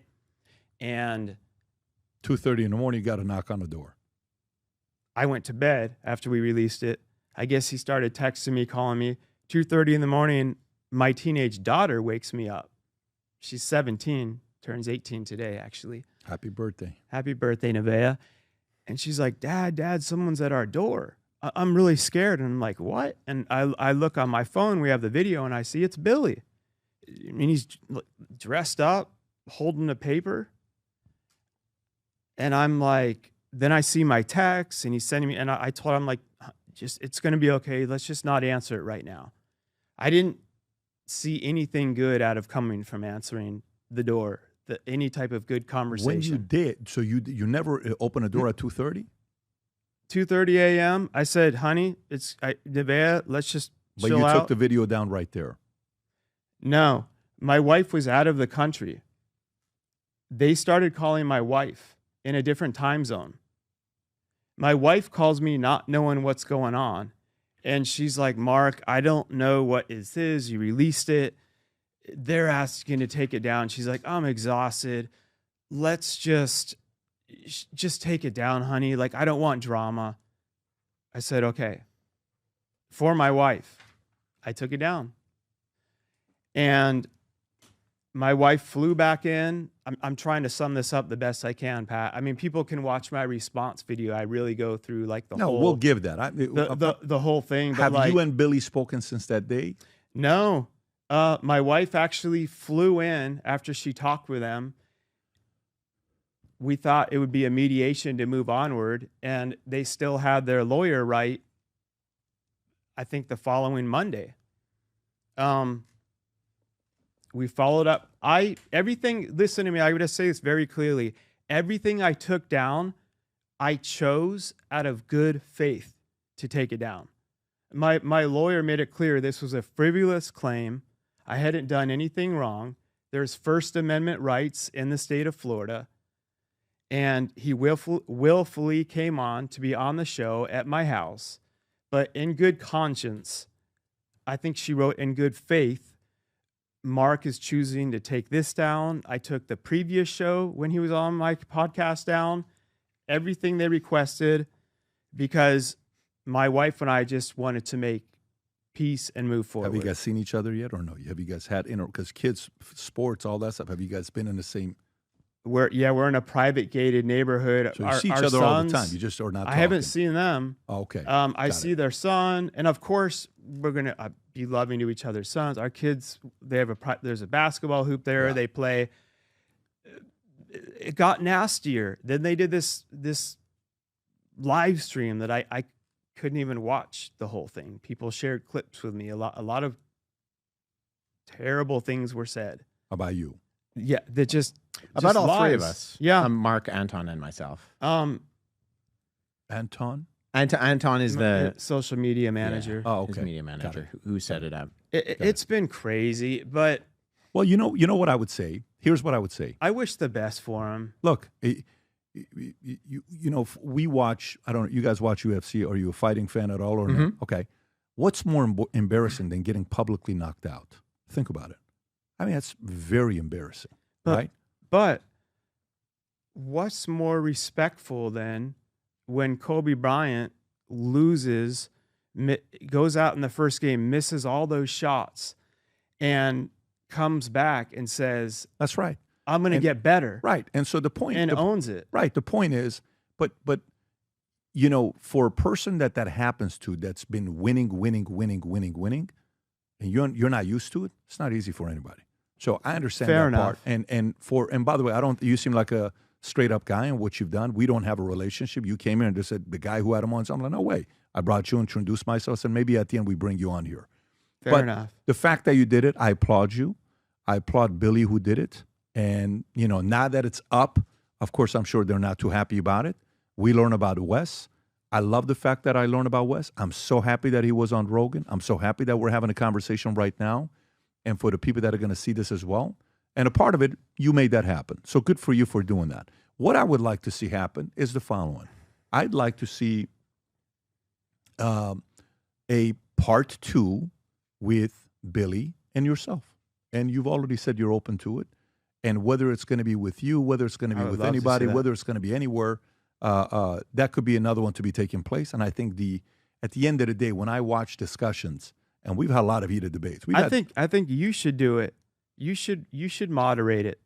We would be more than happy to do it. Read the comments of people thinking I'm a moderator, and that got some hate. Well, again, I think the audience wins. That's who's important to win. And, you know, we'll have that conversation with Billy. We have a good relationship with Billy. Same, you know, that we're having a conversation with guests that here. But having said that, I appreciate you guys for coming. Obviously, the last few minutes, I wanted to bring you here to kind of give your story. I appreciate you for doing that. Yes. Wes, you already know how I feel about the way you handled yourself, and I think you're a class act. You're 33 years old, soon to be 34 on February 24th. So you got to hurry up, bro, because this is a tricky age you're at. But more than anything else, I love seeing men like you having a lot of kids, because what does the world look like if more kids like you are turning into adults that you are today? That gives me optimism about the future, and I applaud you for it, your family, for raising somebody like you. And what are you working on? Where should people go look? Or is there anything you're working on that maybe you want to share with the audience? Yeah, you know what? So at Apologetics Canada, we've been doing a series, which is kind of my baby, that is called Can I Trust the Bible? And so there are 2 episodes out right now on the Apologetics Canada YouTube channel. You can also go Wes Huff on YouTube is mine, and wesleyhuff.com is mine. But Can I Trust the Bible is a series that we are doing where we go to the places. So 2 years ago, we flew over to Egypt, and we went to the places where the majority of our biblical manuscripts come from. I explain those discoveries. We went to Nag Hammadi. We visited the Coptic Museum in Cairo. And we looked at the Gospel of Thomas. We went where the Gospel of Thomas was discovered and talked about, you know, okay, we have these books in our Bible. Why Matthew, Mark, Luke, and John, and not Thomas? Cool. And so this upcoming year, well, it is 2025. This year, we're going to be producing. I'm heading off to overseas again. We're going to be going to a number of countries, and we're going to be filming more. Why we can have historical, solid truth in terms of the historicity and the content of the Bible. So Historicity. I know he dropped some words like orality. Can I say one thing on that? Wesley I said if Wesley and Billy could join forces, because I know Billy well. He does work hard. He's always traveling. They both kind of remind me of Indiana Jones in like 2 different ways. if they could You're very interesting, collaborate, bro. I got to tell you, and you're join very, forces, very interesting. that would be a beautiful thing. You're very interesting. Wes, we're going to put the link below to Can I Trust the Bible for people to find. We'll also put the channel there as well. And Wes, this was a blast. Yeah, it was great. Appreciate Thank you so much for coming having me. out. And I know you got to go on an international flight, so I want to make sure you make your flight as well. So let's get you out there. Wes, again. Yeah, I appreciate Thank it, brother. you. Gang, I think the audience won today. Thanks for tuning in. We're going to put the link below. Go support this man. God bless. Bye-bye.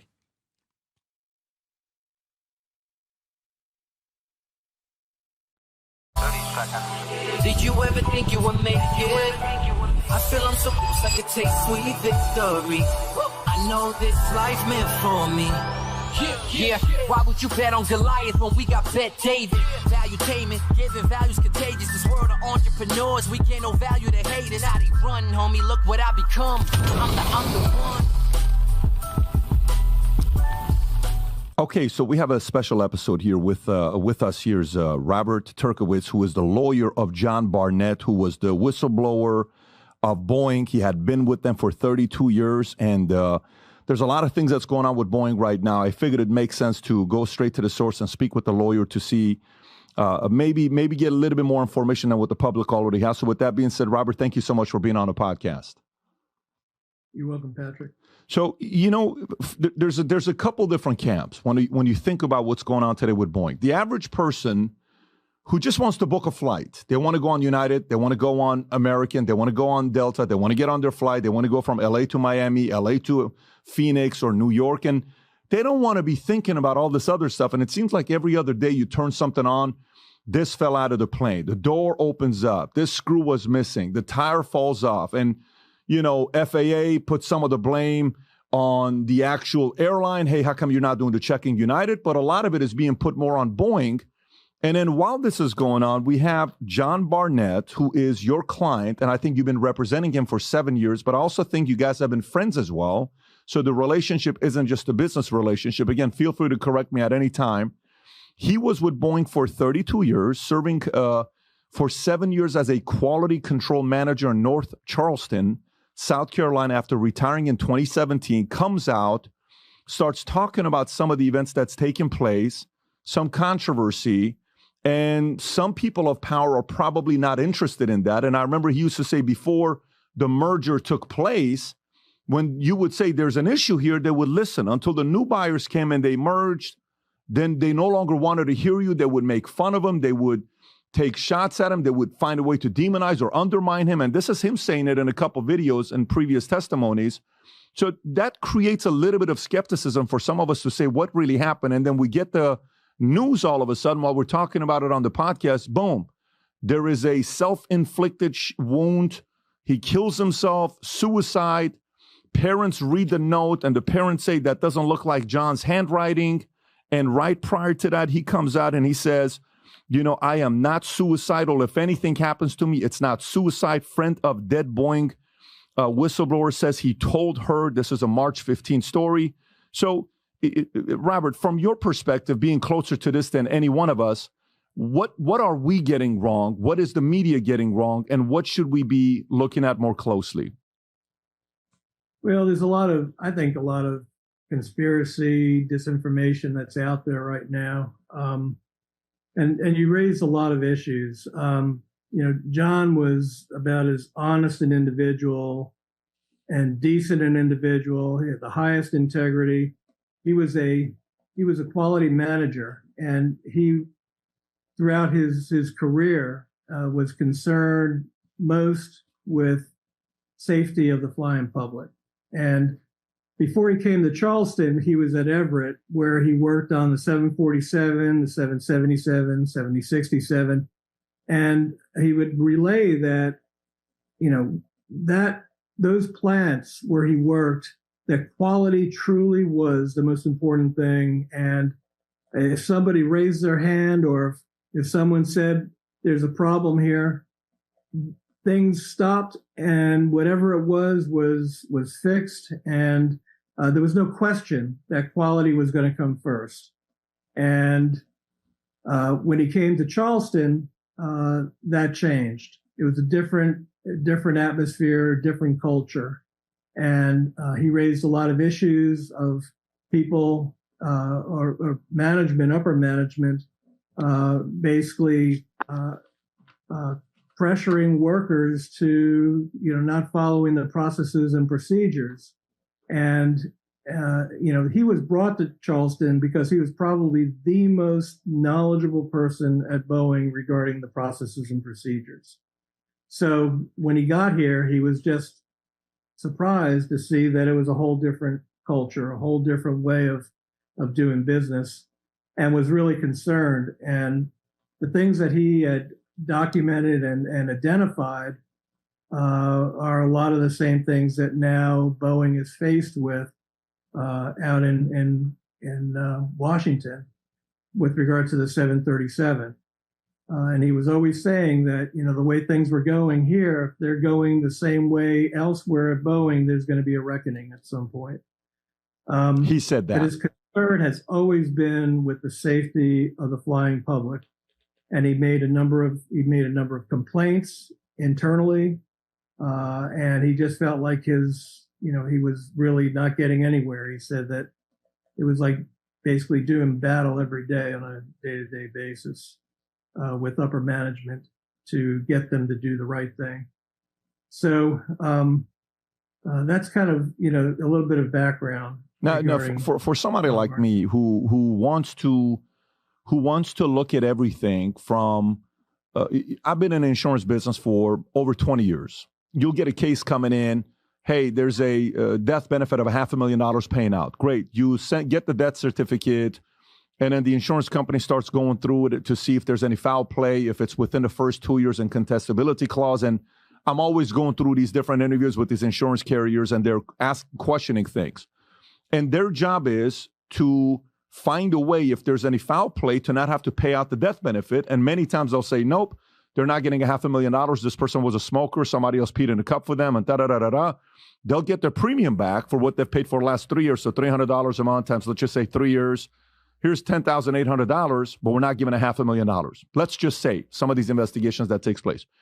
For me, it's very hard to hear this and to see somebody who is going through it. I want to say he wants to go home to his mom a day before to be with them in Louisiana. But I think you guys encourage him to stay one more day for him to get it over with. So it's like, okay, let's just finish the whole thing up. We're this close. And then that one additional day that he stays, again, these are things I'm reading. You can correct me and say, no, there's none of that stuff that you're talking about. You got to look at this article, look at that article. And then that additional day he stays, this guy ends up deciding to kill himself and commit suicide. It's a little, it's a little weird. Did you at all have any inclination that John was capable of taking his own life? No. So are you not skeptical yourself that maybe there was some ill intentions, or are you more from the mindset of, no, maybe the pressure got to him and he took his life? Well, the investigation is still ongoing, and I really can't answer that until we get the results of the investigation. But we were surprised. He was testifying the second day with us questioning him to bring out how it was that, he was being subjected to a hostile work environment. And we were the ones who said he's getting tired. He said he was getting tired, and we didn't want to push it with him. So we could have finished it that night. And we talked about maybe finishing it down the road and let him, basically be able to head home. And ultimately he decided, let's just get it over with the next morning. And but he was tired, and I think he was a little frustrated too, because he did want to get home. He told his mom he'd be home on Sunday. He had an appointment with a good friend to have dinner on Sunday night. But we didn't see it coming. But I do have to say that this was all wearing on him, and the whole thing was wearing on him. And going through the events that took place while he was at Boeing and going through the documents, When he was testifying, I think that was, it was wearing on him. And, we think back at, what had happened and what, we don't know exactly what happened, but, you just sort of, sometimes people are just, there's only so much they can put up with.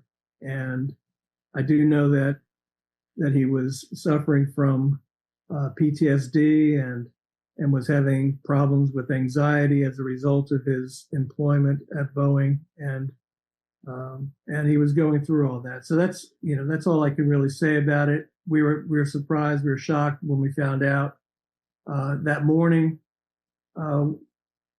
I thought until we found out that he was on his way to the deposition, and then when we were told that he was in his car and that they had called 911, that maybe he was having a heart attack, but whether he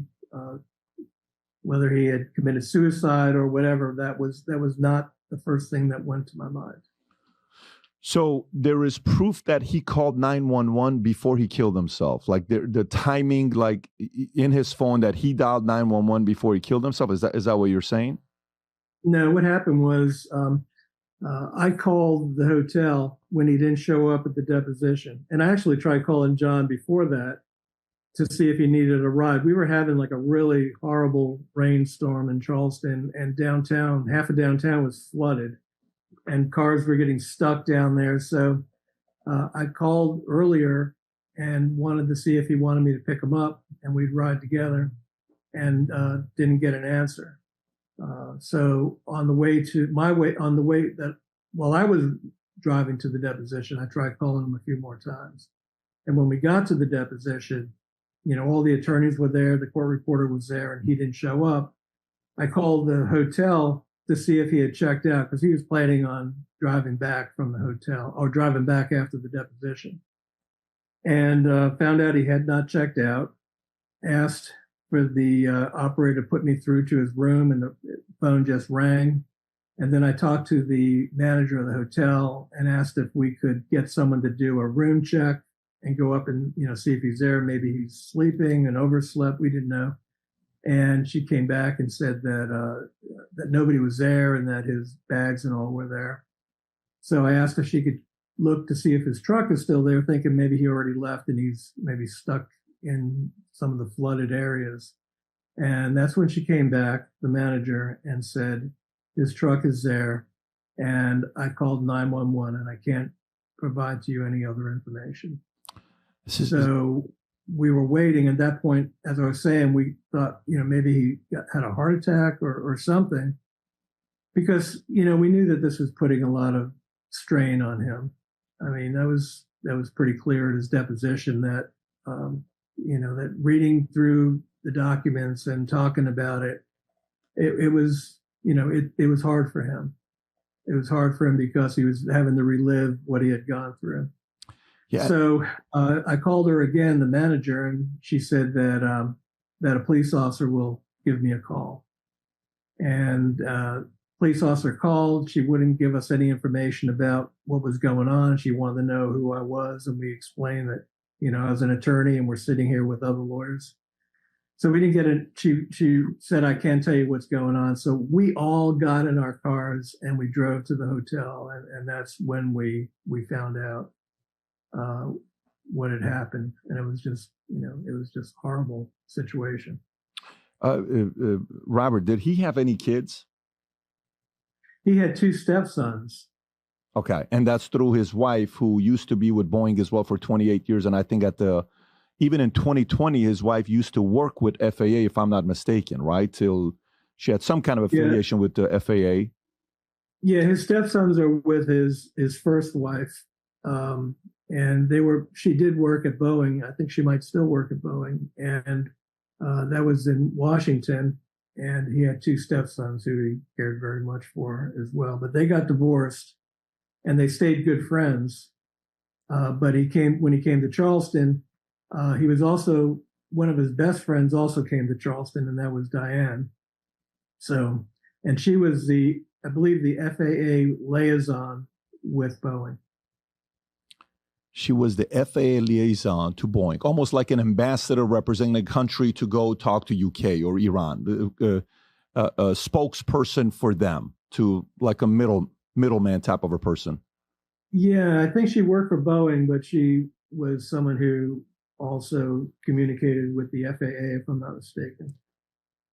So she's working but they're no longer married, but they're still friends.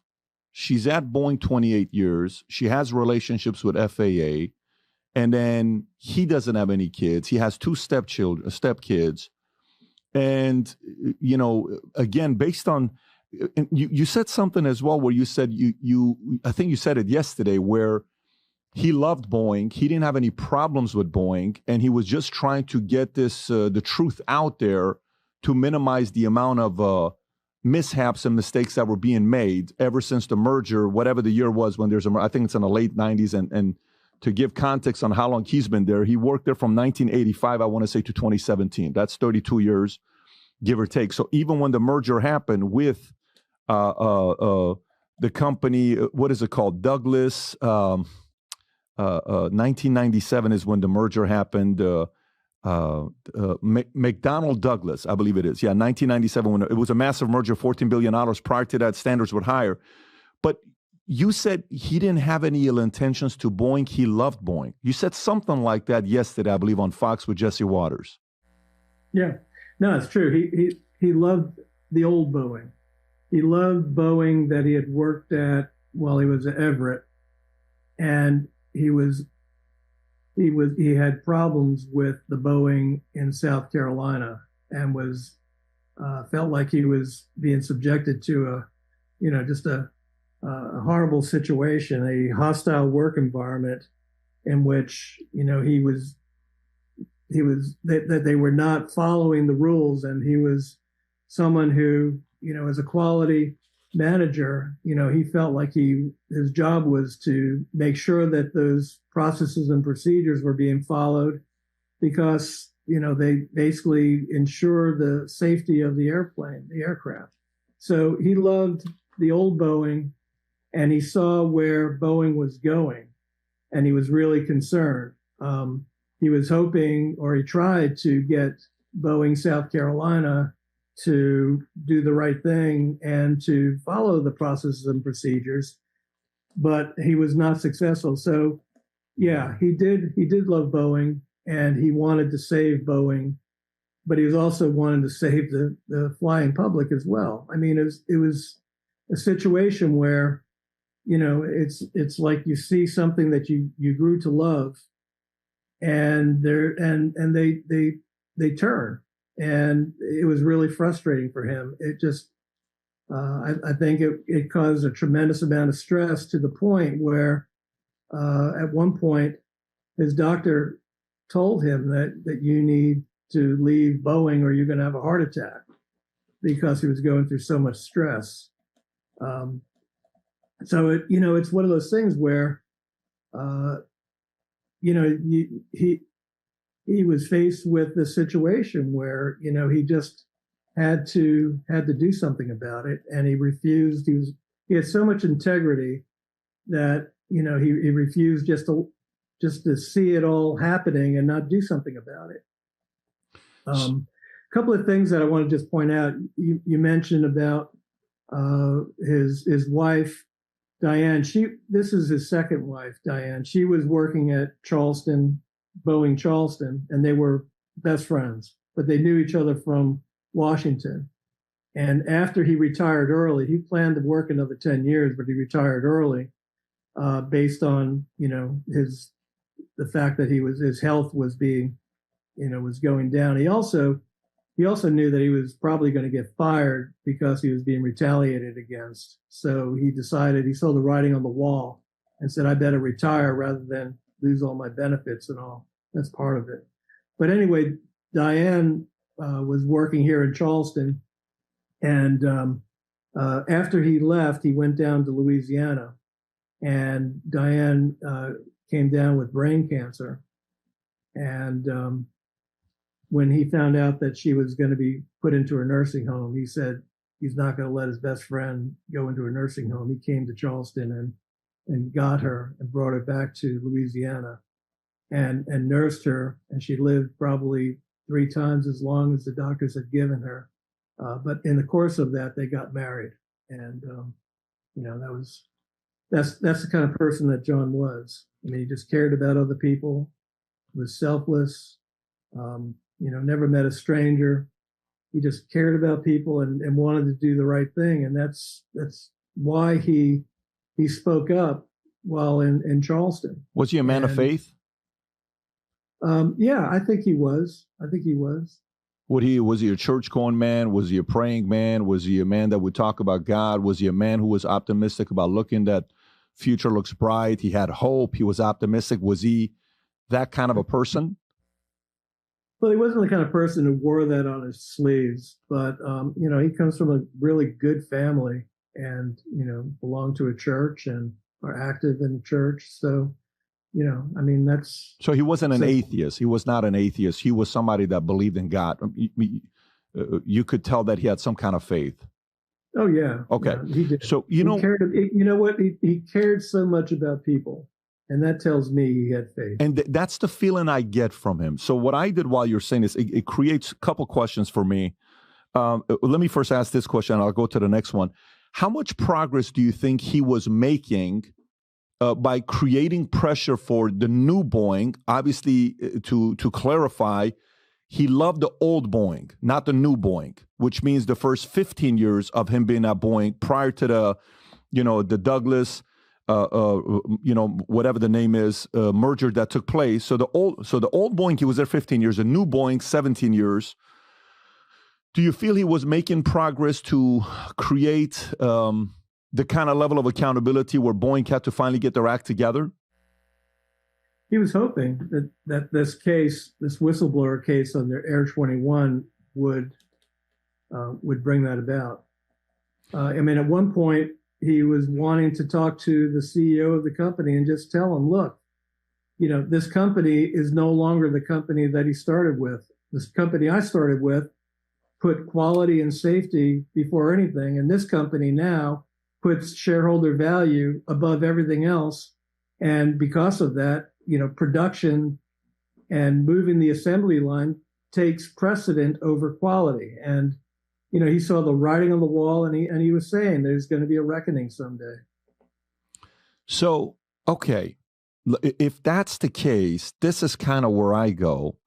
And, you seem like a nice man. You seem like a man, military, Navy. You worked for the JAG.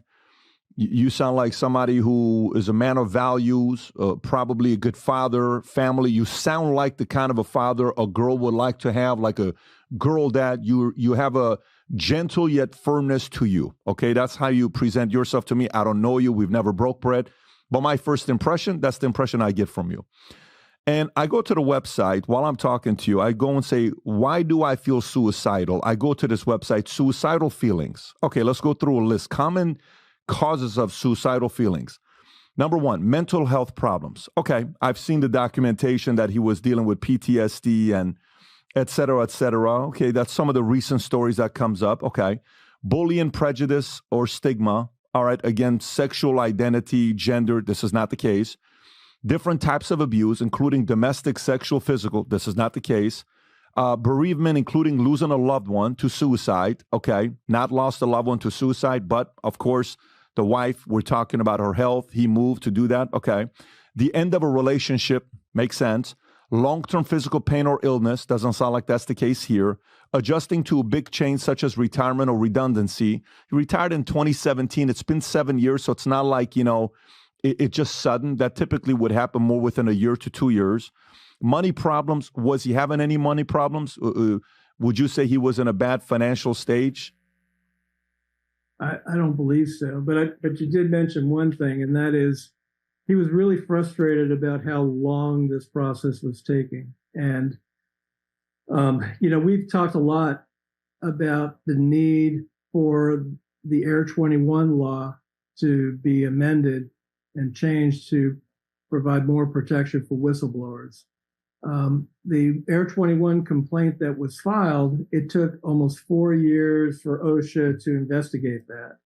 So he also, he made not only the retaliation allegations, but he made allegations about what he saw as being serious defects that he believed had gone properly addressed, that had been unaddressed.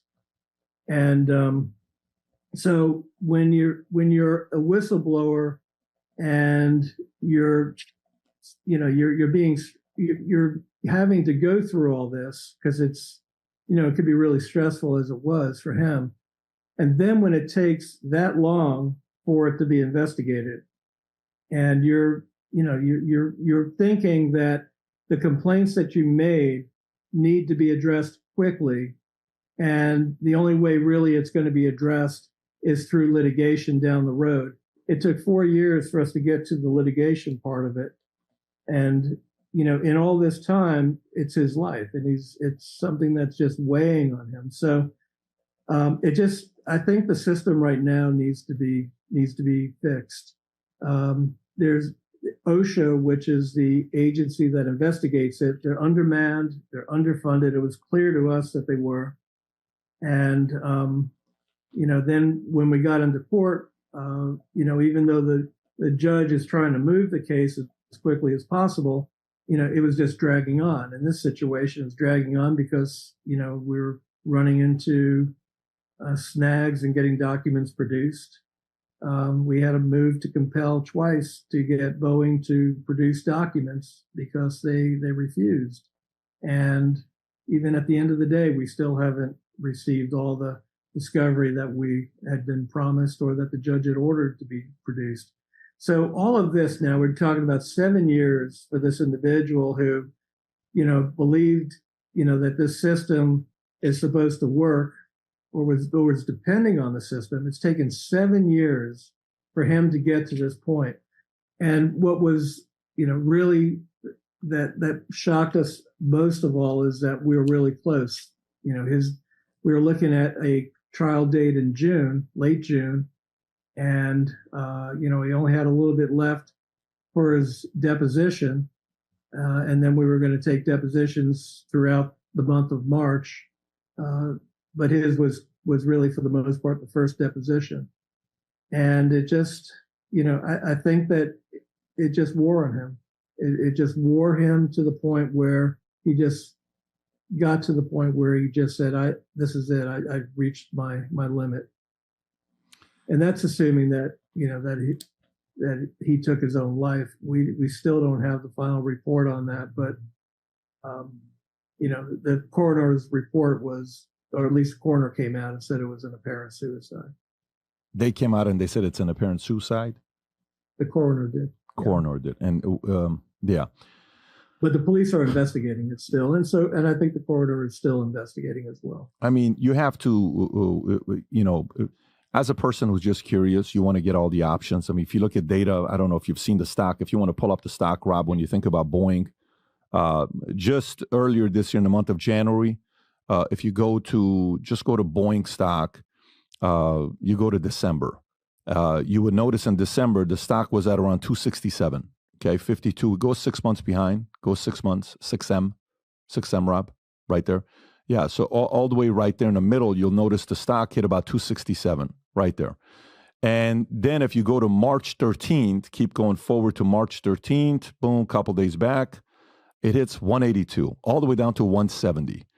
So if a stock goes from 267 to 170, that's a drop of $100. What's 100 on 267? It's probably around 40%. Yeah, it's about 38%. It drops 38%. So market cap, we're not talking $1 billion or $2 billion or $3 billion. We're talking about a $170 billion company, give or take, loses $60 billion, right? $50 billion, real money. And to some people who already don't trust some of these organizations, especially how loose they've been, where they interview a guy, that they interviewed a bunch of the engineers. I don't know if you have that video, Rob, where they're interviewing the people that are working there, and they're saying, hey, would you fly Boeing plane? Oh, hell no. Would you fly? No. Would you fly? No, we're no longer responsible that we used to be. Would you do this? Would you do that? Would you do that? I mean, it's just people at the, if you can play this clip, employees are saying this. Go ahead and play this. Would not fly on the Dreamliner. I wouldn't fly on one of these planes because I see the quality going down around here. An employee captured the footage after contacting Al Jazeera to tell us he had serious concerns about what he was seeing. At his request, we changed his voice. With all the problems reported on the 787, there's 90% that's getting swept away, hushed up. It's an iceberg. In another meeting, the source told us workers are often underskilled, uncaring, and in some cases on drugs. I've seen a lot of things that should not go on at an airplane plant. People talking about doing drugs, looking for drugs. It's all coke and painkillers and what's that other one? You can get weed here. It's really good weed here. They don't drug test nobody. I know they don't. There's people who go out there and lunch go smoke one up. Do they? Hell yeah. Over the course of a year, You can Al pause it Jazeera's right there. investigative unit... So, this is the kind of stuff the average person, Robert, sees. And they want to sit there and they say, okay, there's no foul play. It's just regular things that's going on. Robert, John was probably under so much pressure that he took his life because of the challenges he was facing. That's probably what it is. And I'm willing to bet 90% of people, 80% of people are probably going to roll with that story and say, okay, maybe that's what it is. But when you're a whistleblower, we know a lot of whistleblowers. Some of them don't live in America anymore. Some of them live in Russia. Some of them live in different places because they just don't feel safe being here, and they feel more protected on enemy territory than here. Did John at all, when you would speak to him, did he ever express the fear for his life? Like, would he ever say, Robert, I'm worried. Do I need security? Do I need to do this? Did he feel worried that something could happen to him? He never expressed that to me. And the type of person John was is if he was afraid, he wouldn't show it. I mean, he always put on a happy face, really, for the most part, or tried to be positive. That's the type of person he was. So he's never expressed that to me. It's interesting that you showed that footage because when that came out, I guess the question was, what did Boeing do when they saw that? When they heard their own people saying that they could never fly on a 787. What John said was, when he was at Everett, he and everybody who worked there, they were proud of that plane. They wouldn't hesitate to fly on that plane. And it was, a matter of pride for them. But in Charleston, I mean, what was in that video is, I've heard that from, I can't tell you the number of people who I heard that from, because they knew that the processes and procedures were not being followed. They knew that shortcuts were being taken. And they also knew that if they complained about it, they were going to get fired. And what they were told there by the managers is that you better stop complaining because there are 1,000 people outside the gate wanting your job. And that's just a fact that was going on. And management ignored it. And, the management should have been, they should have saw that as a huge red flag. And they should have taken action to determine, is that true? And what are we going to do about it? Because that's unsatisfactory. So the flying public does need to have faith that the plane that they're flying on was built properly and built correctly. And if it's not, if they don't have that faith, then they're going to make their decisions on what planes to fly on. And I know a lot of people right now are choosing to fly other planes. And to be honest with you, I mean, it's not an unreasonable decision to make.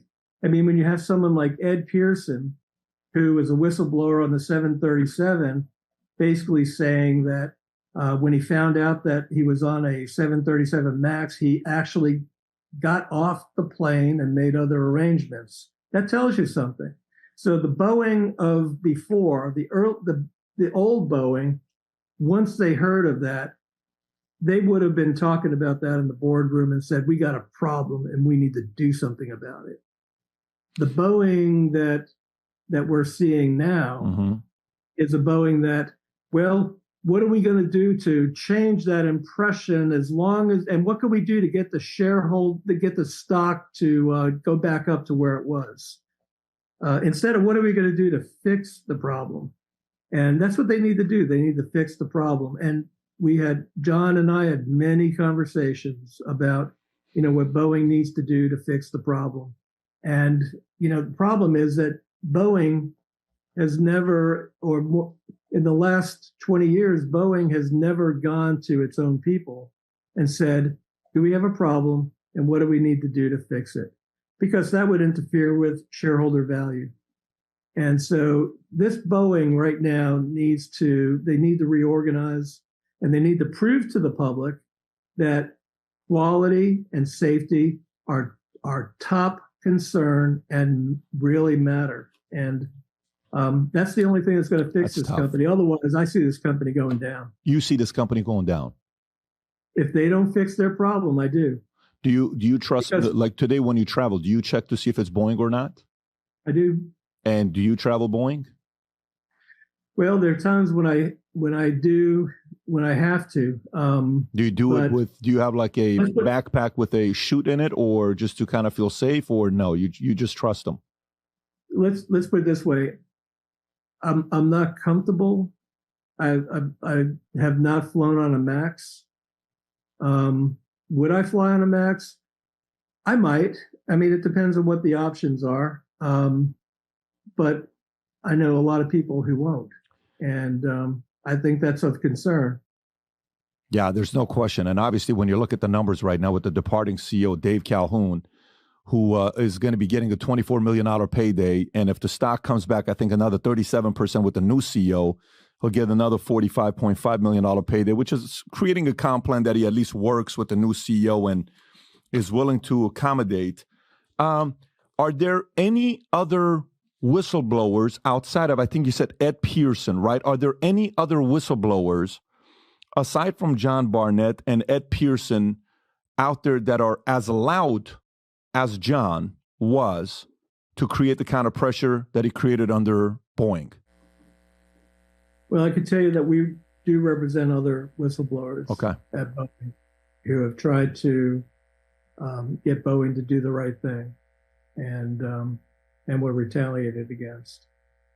And we're retaliated against, or you're being retaliated against right now from Boeing? No, I'm not being retaliated against.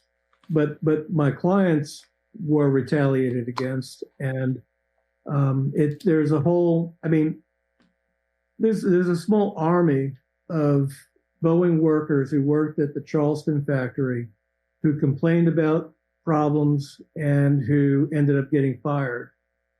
And it's just it just astounds me that management at Charleston didn't do anything. And there are good people there. I know that. And then there were people there who, kind of, I think, created a real problem there. And the good people needed to speak up and needed to do something about it, like John Barnett did. As far as I'm concerned, John Barnett is a hero, and he tried to get them to change. And I think if Boeing had done the right thing, I think John would be alive right now. What car was John Barnett driving when he killed himself? He was driving a Clemson orange pickup truck, a Dodge Ram pickup truck. Was it a newer one or no? Newer for me. I mean, I drive an older car. Is it like a brand new one, 2023, 2022? Like, is it a newer one or no? No, it was, I think it was a 2015. Okay. Curious to know, because some of these things, and was he in a wide open area where there's a camera where there's other things? Was it in a parking lot? Because there's so much camera nowadays to see. Did the fire go like this? Did the fire go like this? Did the explosion go like this? Did the explosion go? There's many ways to see were there any camera footage around the area when the incident happened? There's surveillance, and again, the police are investigating it, and I have to have faith that their investigation is being done properly. Let's just hope the police doesn't have any family working at FAA or Boeing or who knows, like some of these weird places right now. But these strange events, Robert, may actually cause Greyhound to make a comeback, with what's going on right now. Because some people, the average person is, when I talk to regular guys who are afraid of flying, and I don't know if you know people who are afraid of flying, there's already people that have anxiety when they get on a flight and they pray to every single God up there. Normally, before they go on a flight, maybe they have one religion. When they're on the flight, they go wide. They want to kind of, diversify. They go to 6, 7 gods they pray to. And you add this now with the Boeing story, you're going to have a lot of worried people right now that they're flying. And those are not the types of conversations to be having today. Robert, thank you so much for your time. I appreciate you for answering the questions. I know you're going through it right now as well because it's a pending case. And we wish you nothing but the best, because I think millions of people around the world would like to see Boeing get their act together, improve, so we can go back to traveling without having to overthink about the challenges that's being faced, especially today. Thank you so much for your time. You're welcome, Patrick. Thank you. Appreciate you.